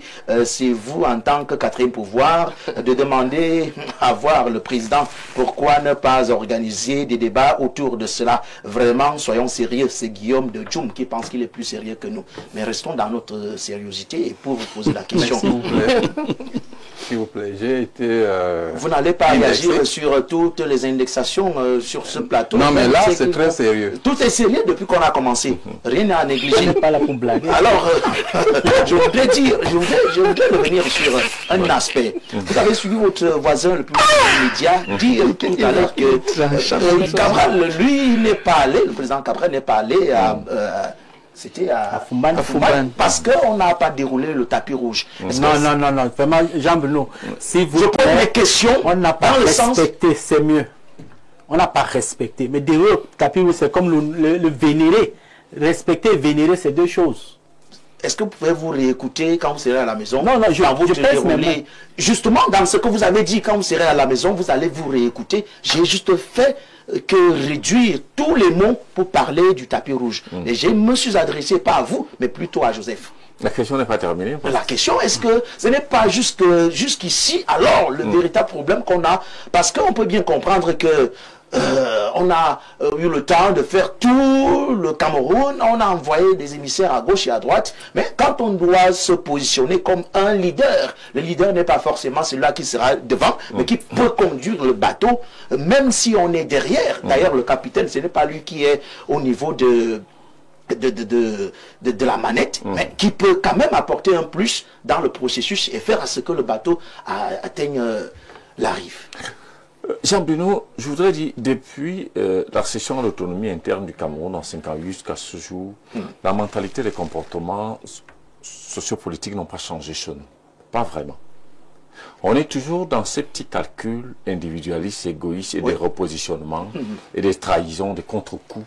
Vous vous souvenez ce qui s'est passé avec Aïdjo Mbida? Vous vous souvenez ce qui s'est passé avec même Ounyobe avant d'être assassiné le 13 septembre 1958. C'est-à-dire qu'on fait toujours jouer des égoïsmes. Ounyobe meurt, c'est l'un de ses plus proches collaborateurs qu'on propulse sur la scène comme député. Amadou Aïdjo, qui était ministre dans le gouvernement de Mbida, démissionne avec les députés des ministres du Nord, et puis c'est lui qui est repositionné. Donc c'est dans ce jeu-là qu'il y a eu donc cette reproduction sociopolitique sur la scène politique. Vous gardez votre temps de parole, parce que d'ailleurs c'est la dernière prise. Bonsoir à vous sur le plateau. C'est avec grand regret que j'écoute le représentant du PCRN sur le plateau sur la question de l'invitation reçue par son président. Il y a trop d'orgueil perspectible dans son propos. Il ne s'agit pas de savoir qui sera leader de l'opposition en l'absence du professeur Kamto, mais d'offrir une alternative aux Camerounais. C'est Paul Penda. Continue. D'accord. Alors, pour dire donc qu'il y a trop de calculs personnels. Associés à ces calculs personnels, beaucoup ont des deals sous-marins qui vont dans le prisme des intérêts du ventre, qui sont dans le prisme des intérêts de positionnement au sein du gouvernement après l'élection. Parce que je puis dire que sur les 12 ou les hormis Paul Biya, il y en a peut-être 2 ou 3 qui ont des réelles ambitions présidentielles. Je sais que vous les connaissez. Je ne veux pas donner les noms. Mais ici. Pourquoi pas? Non. Il faut déjà commencer par par juste observer. Il faut juste observer la vie de ces partis politiques entre les élections. Le comportement des leaders. Et maintenant, comment les partis se sont déployés pour savoir que ceux-ci ont vraiment une vision claire. D'autres y sont pour faire des scores, pour essayer de taper à l'œil du prince, oui, bien évidemment, pour être appelés, parce que plusieurs sont prêts là, à être là pour qu'après, quand il y a la redistribution, puisque on les appelle. Les nominations, bien évidemment, sont les distributions pour dire que vous aviez été un acteur, un animateur important dans la scène politique. Beaucoup y sont en fait pour crédibiliser la réélection sans enjeu du prince, c'est-à-dire le grand patriarche président. Comment la réélection sans enjeu? Mais il n'y a pas d'enjeu. Il n'y a pas d'enjeu. Parce que, pourquoi j'ai dit qu'il n'y a pas d'enjeu? Je voudrais bien savoir. Oui, il n'y a pas d'enjeu parce que les conditions dans lesquelles l'élection présidentielle se tient aujourd'hui ne laissent même pas croire que les institutions en charge de la conduite du processus électoral sont prêtes à dire la loi, à dire le droit. Ce n'est pas parce il faut seulement regarder. Qu'il n'y a plus d'enjeu. Hein. Il faut seulement, non, il n'y a pas d'enjeu. Il faut seulement regarder comment on appelle ça. Il faut seulement regarder. Les cas, tu ne vas pas faire ça. Tu ne vas pas faire ça. Tu ne vas pas faire ça. Tu ne vas pas faire ça. C'est pas toi qui m'as invité. Nous sommes des hommes multidimensionnels. Alors, il faut dire quand vous voyez ce qui s'est passé au Conseil constitutionnel, moi je vois ce qui s'est passé au Conseil constitutionnel. Est-ce que vous avez l'impression que le droit a été dit à plusieurs niveaux? Qu'est-ce que je vous ai dit? Est-ce que vous avez eu l'impression? Il y en a plusieurs candidats qui ont été recalés. Il y en a, même avant le Conseil constitutionnel, avant cette élection, en 2018. Lorsque le Conseil constitutionnel également a rendu le verdict. Pour chuter je n'ai même pas fait de Vous voyez, ça te commande partout, j'arrive pas à le En 2018, même le prélat, qui n'est pas politique, a fait des sorties pour dire que le Conseil constitutionnel aurait quand même eu à examiner. De quelle autorité parle-t-il? À examiner l'autorité morale, cher monsieur. Maintenant, pour revenir à la question, pour sortir par là, pour dire donc que Cabral Liby a exigé un minimum de respect. Il a voulu qu'on l'invite en sa qualité et que comme l'invitation n'était pas dans cette qualité-là, il n'a pas voulu prendre part. Et c'est pour ça que je sors donc en disant le fait qu'on dise que l'opposition a évolué en son discordant, il faut d'abord critériser, ensuite qualifier ce que c'est que l'opposition et les deux. Et que chaque parti qui n'a pas toujours avoué en réalité ses raisons d'être en politique, est-ce que l'opposition a un statut juridique? Non. Pourquoi appeler donc toute autre parti qui va à la conquête d'un minimum de légitimité, parce qu'il y a la légitimité locale pour les conseillers municipaux, il y a la légitimité législative, nous ramener dans ce il y a la légitimité. Je ne ramène pas, je suis en train de sortir. Vous êtes même déjà sorti. Je suis en train de répondre à sa question. Vous avez déjà ma question. C'est moi qui ai posé la question. Laissez-moi un débat dans le débat. Il va nous inviter un jour pour parler de pourquoi le MLC n'est pas venu en 2020. Le MLC n'avait même pas de candidat en 2020. Bonsoir à vous. 2020, monsieur. Bonsoir à vous. 2020. Bon, il n'est pas invité sous la bannière du MRC. Il est analyste sociopolitique. Il faut bien le retenir. Qu'il soit du MRC ou du PCRN, ce n'est pas sous cette casquette qu'il est là ce soir. Bonsoir, le MDR n'est pas un parti d'opposition. Si aujourd'hui le Cameroun est dans cette situation, c'est bien le MDR qui aurait trahi l'opposition. C'est Bola depuis Garoua qui nous écrit. Je sors par vous, docteur Moïse Mbok, sur la question, mais d'abord ce message aussi. Non. Non, comment? Non, parce que on ne fait que traiter le MDR. Je dis, je sors par lui. Qui veut dire que je ne vais pas entrer par vous? Bravo. Prenez votre mal en patience. J'attends impatiemment. Voilà. Bonsoir à tous sur le plateau. Si tous les autres partis politiques qui sont dans cette élection présidentielle sont vraiment sérieux et veulent le bien-être du peuple, ils doivent tout simplement se solidariser de cette élection présidentielle et demander trois choses. Première chose, refaire le Conseil constitutionnel. Deuxième, refaire l'ECAM. Troisième, recommencer le dépôt des candidatures pour la présidentielle. Pour réadmettre un candidat. Donc, reprendre à zéro. Donc, même les candidatures de Issa Tiroma, de Cabral, c'est tout à refaire, comme mon très cher ami, le Gabonais. Alors, nous, on ne va rien refaire ici, parce que nous sommes en train de sortir. Qu'est-ce qu'on se dit? D'ailleurs, vous l'avez si bien signifié que ce n'est pas un impératif, la compréhension commune, ou alors c'est son concordant. au sein de l'opposition, mais qu'on ait quand même tous la présence d'esprit de convoiter avec l'allure pour l'assurance du peuple camerounais dans son être. La première chose que je vais dire, c'est que la coalition est souhaitée, les populations la veulent, parce qu'ils pensent que c'est la panacée. Nous disons à nos politiques que c'est une très bonne chose. Nous souhaitons qu'elle vienne. Maintenant, si elle ne vient pas, on va aux élections. Et on va aux élections, c'est pour gagner. Je n'ai pas interrompu mon aîné du MDR parce que vraiment c'est son âge que j'ai respecté. On ne parle pas, c'est-à-dire que lui, en tant qu'allié du RDPC, ne peut pas dire ce qu'il vient de dire. Quand M. Biya dit que je veux qu'on retienne de moi celui qui a apporté la démocratie, et vous venez dire que les dés sont pipés, il n'y a rien à faire. C'est en fait M. Biya qui l'insulte en disant ce qu'il a dit. Il faut qu'il retire ce qu'il a dit, parce que quand on va dans une élection, c'est les populations qui vont gagner. Comment il peut sous-entendre encore que le RDPC n'est que tricherie? Parce qu'il dit qu'ils ont un maillage territorial et on ne peut rien faire. Non, c'est pas bien de dire ça. C'est-à-dire que on est dans une élection... Est-ce que c'est faux aussi?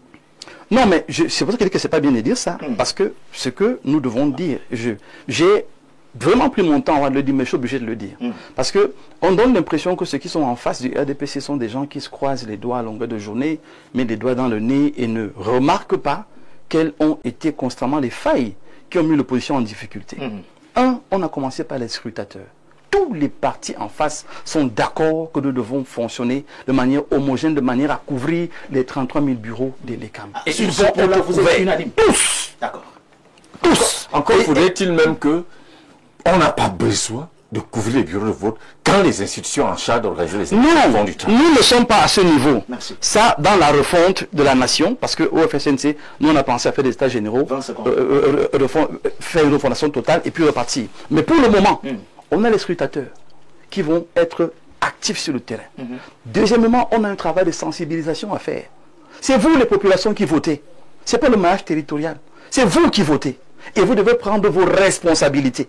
Une fois que vous les prenez, mais écoutez, votez, défendez votre vote. Le jour du vote, venez là. Vous vous rassurez que les PV sont comptés de manière responsable. C'est ce qu'on attend des populations. Et puis, troisième chose, et je sors par là. Je vous en prie. Au FSNC, nous pensons qu'au lendemain de notre prise de pouvoir, nous allons intégrer le fédéralisme. Et nous avons un fédéralisme concerté.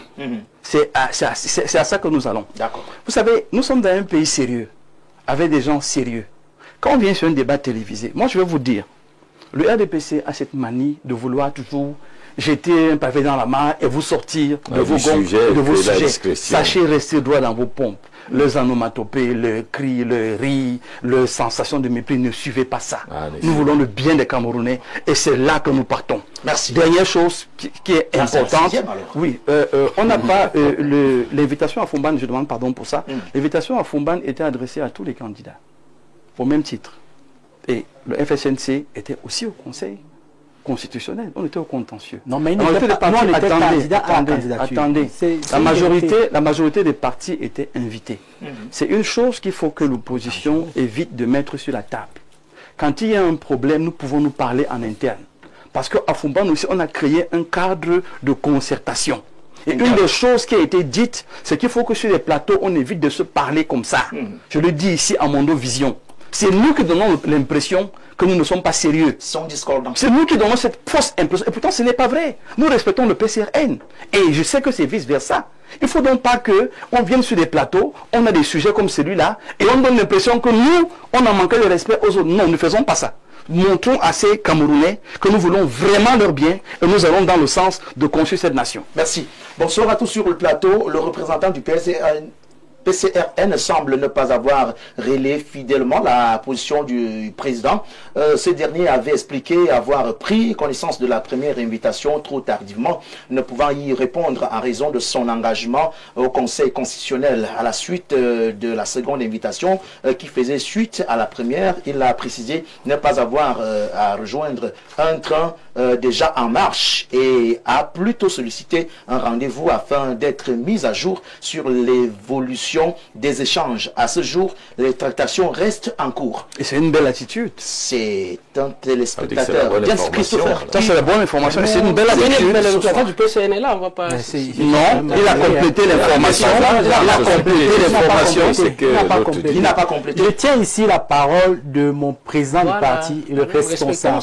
Je ne peux pas parler en son nom et venir être corrigé par... Merci. C'est ton camarade. Alors, nous tenons des merci à vous. On va juste marquer une courte pause, très courte, pour parler en quelques 15 minutes de ce deuxième sujet, qui reste aussi important. Je reviens vers vous tout à l'heure. Télévision, faites bien mesdames et messieurs, et la suite c'est maintenant, parce qu'il y a quelques jours seulement, c'est un rapport qui nous vient des institutions internationales qui rappelle que le Cameroun n'est malheureusement pas dans la liste quand on classe les villes les plus belles d'Afrique, le top 15. Il n'y a pas une seule ville camerounaise dans ce registre. Alors je me retourne vers vous, Jack Bara Dourandi, sur la question, quelle est l'analyse que vous faites qui peut justement être une analyse panoramique sur le plan infrastructurel, sur le plan économique, sur le plan tout ce qui est tout ce qui peut concourir à l'état d'une ville qui peut être appelée ville. Qu'est-ce qu'on peut se dire aujourd'hui quand on a ce classement qui ne donne pas des lettres belles à notre République, le Cameroun? Avant de répondre à votre question, je suis obligé de revenir sur le fait que le MDR ait été traité de parti ayant trahi l'opposition en 1992. Connaissez-vous vraiment l'histoire de ce qui s'est passé en 1992? Vous n'allez pas nous refaire l'histoire aujourd'hui. On ne refera pas l'histoire, voilà. Mais je vous le dirai en 2 ou 3 mots. En réalité, de l'UPC, de l'UNDP et du MDR, ces 3 partis-là qui auraient pu former une coalition et prendre au minimum le poste du Premier ministère, le MDR était le parti le plus petit, entre guillemets, en termes du nombre de députés. D'accord? Oui. Mais qu'est-ce qui s'est passé?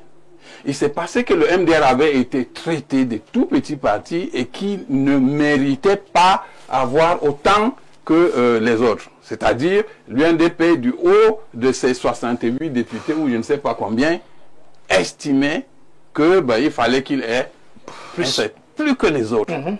L'UPC était d'accord. Très bien. Alors, le débat a beau être ancien, mais c'est vous qui aujourd'hui le ramenez sur la table en disant que le MDR a trahi. Le MDR n'a trahi personne. Je vous le dis. Il n'a pas voulu par un ministère. Non, monsieur. Il n'a pas voulu par un ministère. Pourquoi devrions-nous prendre un ministère? Ouais, dans l'anecdote de la mort, la mort du sac d'argent. C'est ça.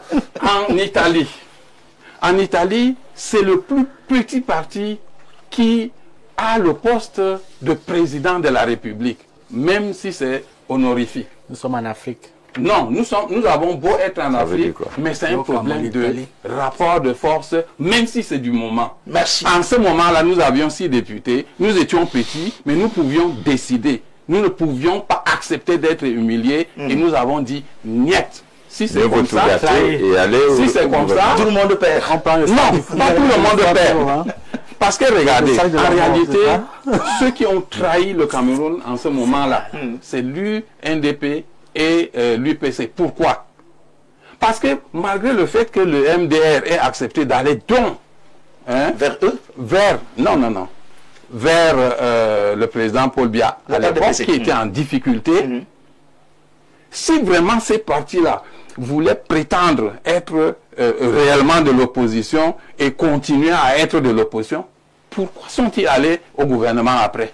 Merci. Pourquoi sont-ils venus au gouvernement? Non, il y a des tractations, des négociations. Et c'était à cause Bravo. de vous. Mais c'était à cause de vous. C'est parce que vous avez lâché avant. Non, vous avez été invité, vous n'êtes pas venu. Vous avez invité, vous n'étiez pas venu. Vous avez invité, vous n'étiez pas venu. Même chose, monsieur. Donc vous n'étiez pas venu. Ne faites pas un procès à l'UPC. Non, ils ne sont pas là. Faites un procès à personne. C'est plutôt les autres qui ont trahi le MDR, qui s'est vu obligé de choisir d'aller sur le RDPC. Alors, on parle de l'agence Ecofin et même aussi de cette agence Oxford Economics qui nous rappelle, on revient sur le thème, que, d'accord, oui, sur 15 places, alors les 15 premières villes, il n'y a aucune du Cameroun dans la liste.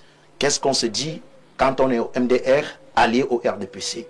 Oui, je me dis qu'il faut se référer une fois de plus à l'histoire.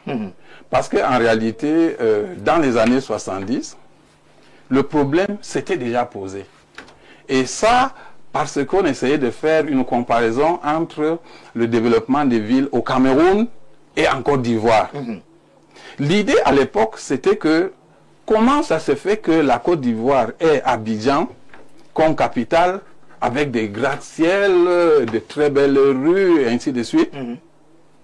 Alors que le Cameroun, qui était à peu près l'équivalent de la Côte d'Ivoire en termes de PIB, et ainsi de suite, ne donnait pas l'impression d'avoir de villes vraiment représentatives de ce pays qu'il était. C'était un choix politique du président Ahidjo, qui avait préféré, alors à l'époque, développer, instaurer, n'est-ce pas, des villes dans toutes les provinces de l'époque. Des villes peut-être de taille moyenne, mais quand même des villes, au lieu de regrouper tout dans une seule ville. C'était un choix. C'est pour cela que, à l'époque, vous aviez Douala, qui était probablement la ville la plus étendue. Vous aviez Yaoundé, un peu Bafoussam, et Garoua, Maroua et Ngaoundéré. Ces villes-là sont de taille moyenne. Mais c'était un choix politique. C'est tout. Merci déjà aussi pour ce rappel qui nous plonge dans cette liste-là, parce que effectivement, selon ces deux rapports conjoints qui sont en provenance des agences bien distinctes, je vous passe la parole. Descartes, la Côte d'Ivoire est classée quand même 10e, mais après là, le Cameroun n'est pas à côté. La ville de Douala vient dans la liste des villes les plus attractives et non les plus belles. Quand vous dites que la Côte d'Ivoire est classée, vous avez dit quantième? 10e. Non, c'est pas la Côte d'Ivoire, c'est Abidjan peut-être. Mais je parle de Cameroun aussi. C'est bien de le préciser. Vous savez, le président Paul Biya ne bâtit pas une carte postale. Il bâtit un pays, un État. Imaginez-vous Yaoundé avec 11 universités, avec 10 hôpitaux de référence, avec tous les grands centres de santé, avec tout ce qu'il y a comme développement étendu dans le pays. Vous pensez qu'il y a une des villes là qui nous aurait... Qui aurait challengé? Non. Mais le président Poubia sait que celui qui vit à Davaboulaye, celui qui vit à Mbalmayo, celui qui vit à Tchang, celui qui vit à Lodorf, n'a pas besoin de savoir si son chef de région est la plus belle ville. Il a besoin de vivre. Il a besoin d'un cadre de vie qui lui rassemble institutions qui peuvent... Instruction, éducation, santé et bien-être. Il faut qu'il y ait ça dans tous les territoires, dans toutes les villes du Cameroun. C'est pour ça qu'au Cameroun, on ne fait pas, plus personne ne fait 50 km pour aller à l'école, comme avant. Plus personne ne fait des milliers de kilomètres pour aller retrouver un hôpital, non. Plus personne n'a oublié de sortir de sa région parce qu'il n'y a pas d'université. Pour d'autres raisons, on ne va pas passer l'université Marc.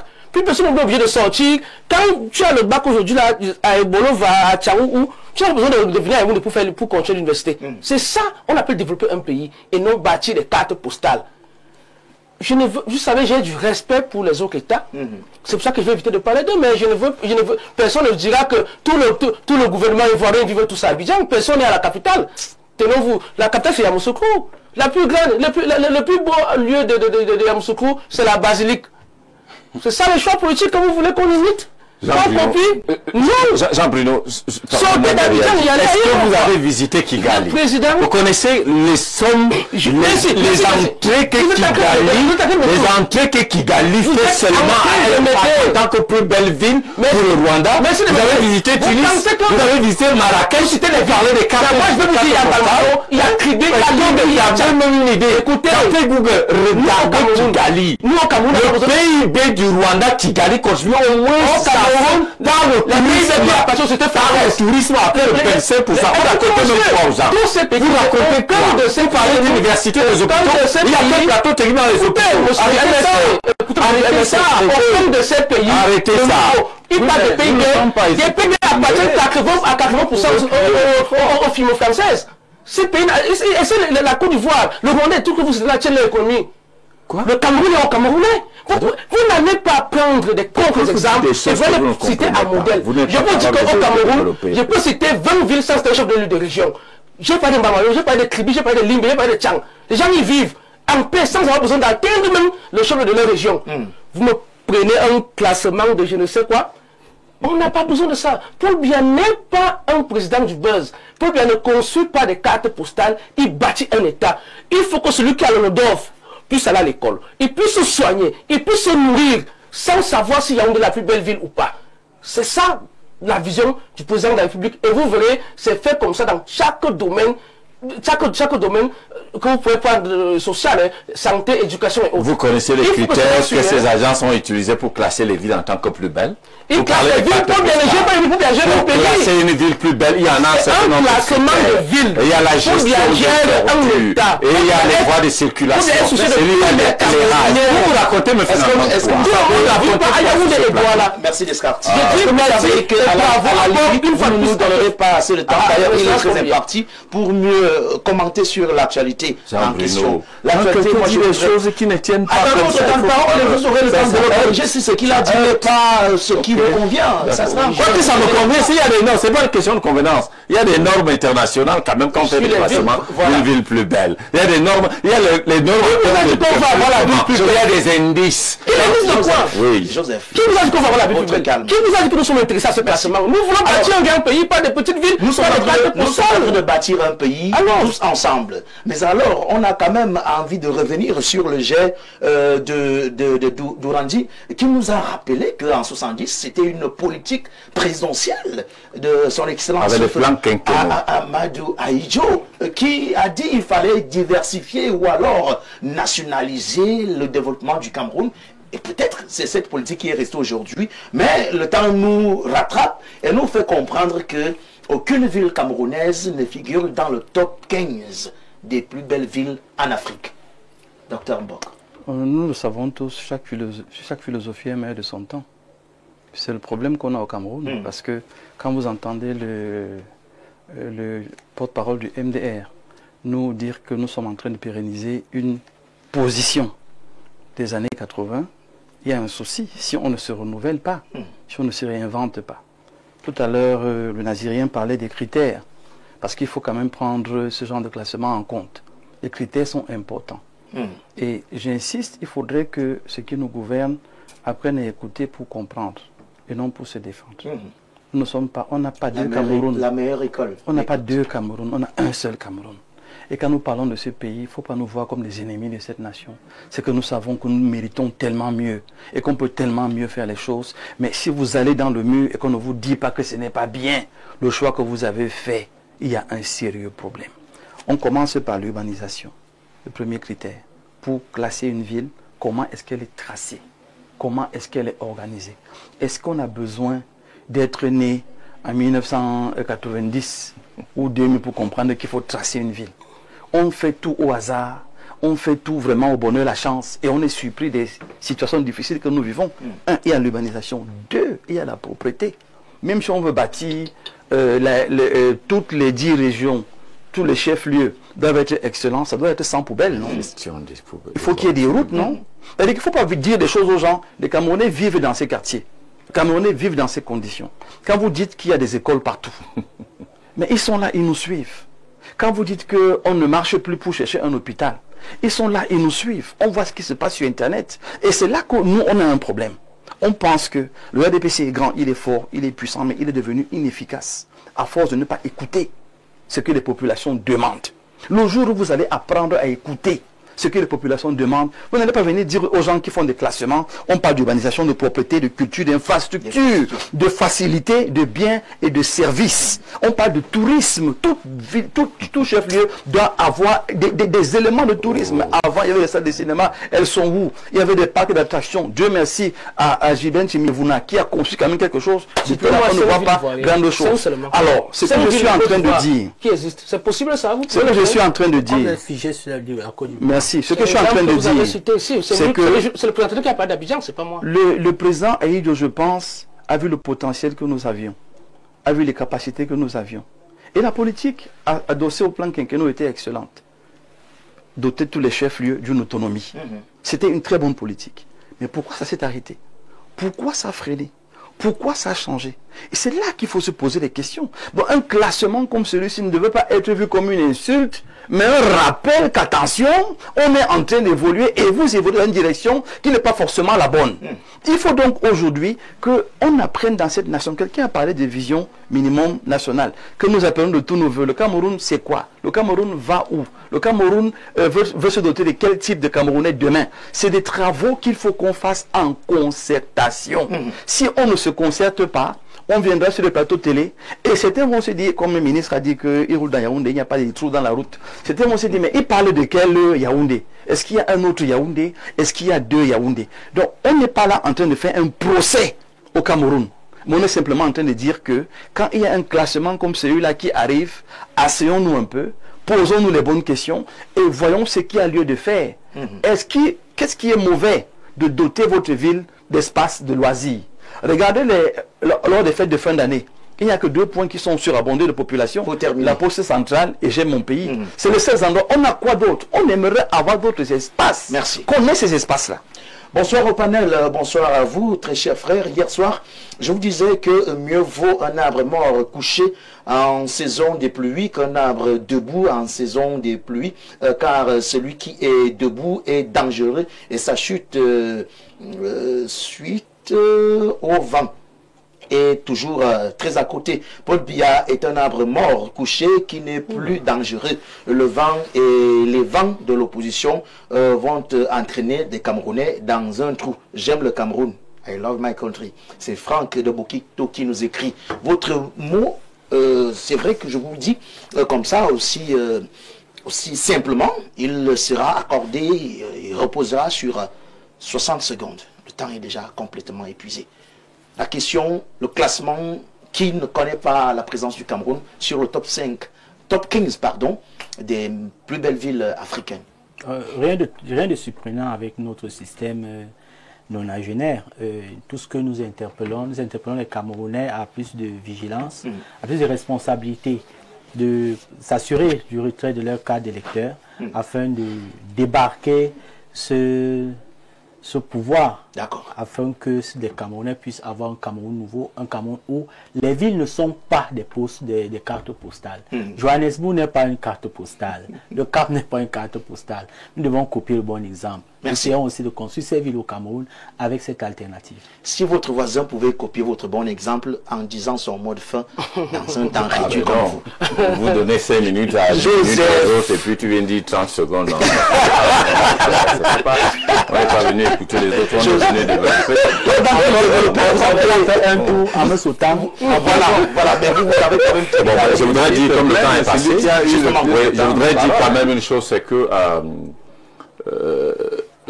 nous remettons en cause la manière de faire parce que nous aimons notre pays. Absolument. Il faut que vraiment que ça change. Cette équation ne marche plus que quand quelqu'un dit que cette manière de faire, vous commencez à vouloir décoller les étiquettes, les stigmates. Ça ne marche pas, Descartes. C'est déjà obsolète. Ça ne marche pas, ça ne marche pas. Laisse ça, ça ne marche pas. Merci. Alors, pour dire donc finalement, il y a un certain nombre de critères. Il faut le reconnaître, nous avons des villes sales. Le Cameroun a des villes sales et anarchiques. Le maire, le super maire de la ville de Yaoundé, combien de communiqués il a signé pour essayer de demander aux gens de dégager les commerçants, les ambulants. Les gens font des étalages sur le long de la chaussée. Moi, j'ai été à Kigali. Moi, j'ai visité un certain nombre de villes d'Afrique. Ça se passe pas comme ça. Merci. Pour ne parler que de la saleté et du désordre. Merci beaucoup. Ces deux critères-là, si on peut commencer par gérer ça, on peut espérer être classé. Le classement n'est pas une carte postale. C'est où on parlait de vivre en paix et de manière agréable. Et on est capable de circuler au moins. Tu peux circuler à Yaoundé. Merci. Je suis parti de chez moi, j'ai fait 2 heures de temps pour arriver ici. J'habite là, heureusement, à cause du désordre. Merci Joseph. Alors, c'est 10 secondes. Bon, je dirais une chose. Que il y a d'abord l'histoire. Il y a l'histoire. Chaque pays a une certaine histoire. Il y a des pays qui ont été colonisés comme colonies de peuplement par certaines puissances. Je prends le cas de l'Algérie. L'Algérie qui a à Alger une très belle ville qu'on classe probablement. Oui, il est dans le classement. Qui est dans le classement. On va prendre par exemple le Rwanda. Laissez les exemples, allez droit au but parce que le temps est déjà complètement épuisé. Oui, pour dire que, en dehors du fait que ce fut des choix politiques, pour ce qui regarde les villes du Cameroun, il y a aussi l'histoire qui a, n'est-ce pas, Merci. Alors pour sortir de cette émission, on va tout simplement faire un jeu assez clair. D'abord ce message que je suis obligé de lire pour la gouverne de ceux qui nous regardent. Les 5 plus grandes villes de la Côte d'Ivoire selon le recensement de 2021 sont Abidjan, Bouaké, Korogo, Daloa et San Pedro, voilà. Ces villes sont classées selon leur population, avec Abidjan étant de loin la plus peuplée de la Côte d'Ivoire. Nous voulons saluer tous les Ivoiriens qui nous regardent ce soir. Et parce qu'ils nous regardent tout comme les Camerounais, c'est juste une image qui peut en dire davantage. On regarde celle-ci et puis on commence à dire bien de choses à ceux qui ont été conviés à cette émission, le grand soir. Là, c'est le président de la République, Paul Biya, qui recevait il y a quelques instants l'ambassadeur de France. C'est une image qui en dit davantage pour souhaiter une très belle soirée au docteur Mbok, à notre très cher Descartes. 2 secondes.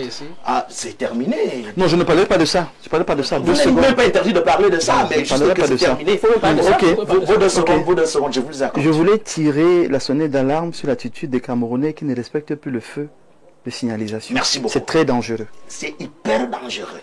Merci à vous, très cher Joseph Arsène Nasseno Batiogo, d'avoir accepté de renouveler votre aide. Parce que là, on a ressenti, on a reconnu notre homme depuis très longtemps qui nous a abandonnés aussi. Il est sorti du Naziré. Bienvenue sur la scène. Merci à vous, Jacques, d'être passé. Merci à vous, Dorandi, d'avoir accepté notre invitation. L'invitation qui sera d'ailleurs renouvelée toutes les fois que cela sera possible. À l'équipe technique de production de cette émission, merci. Ainsi qu'à vous, mesdames et messieurs, la fidélité nous honore. Restons en compagnie des programmes qui se poursuivent avec le journal en anglais et bien sûr celui en français relativement 19 et 20 heures. Je vous souhaite un excellent week-end et à très prochainement sur les antennes d'Info Télévision.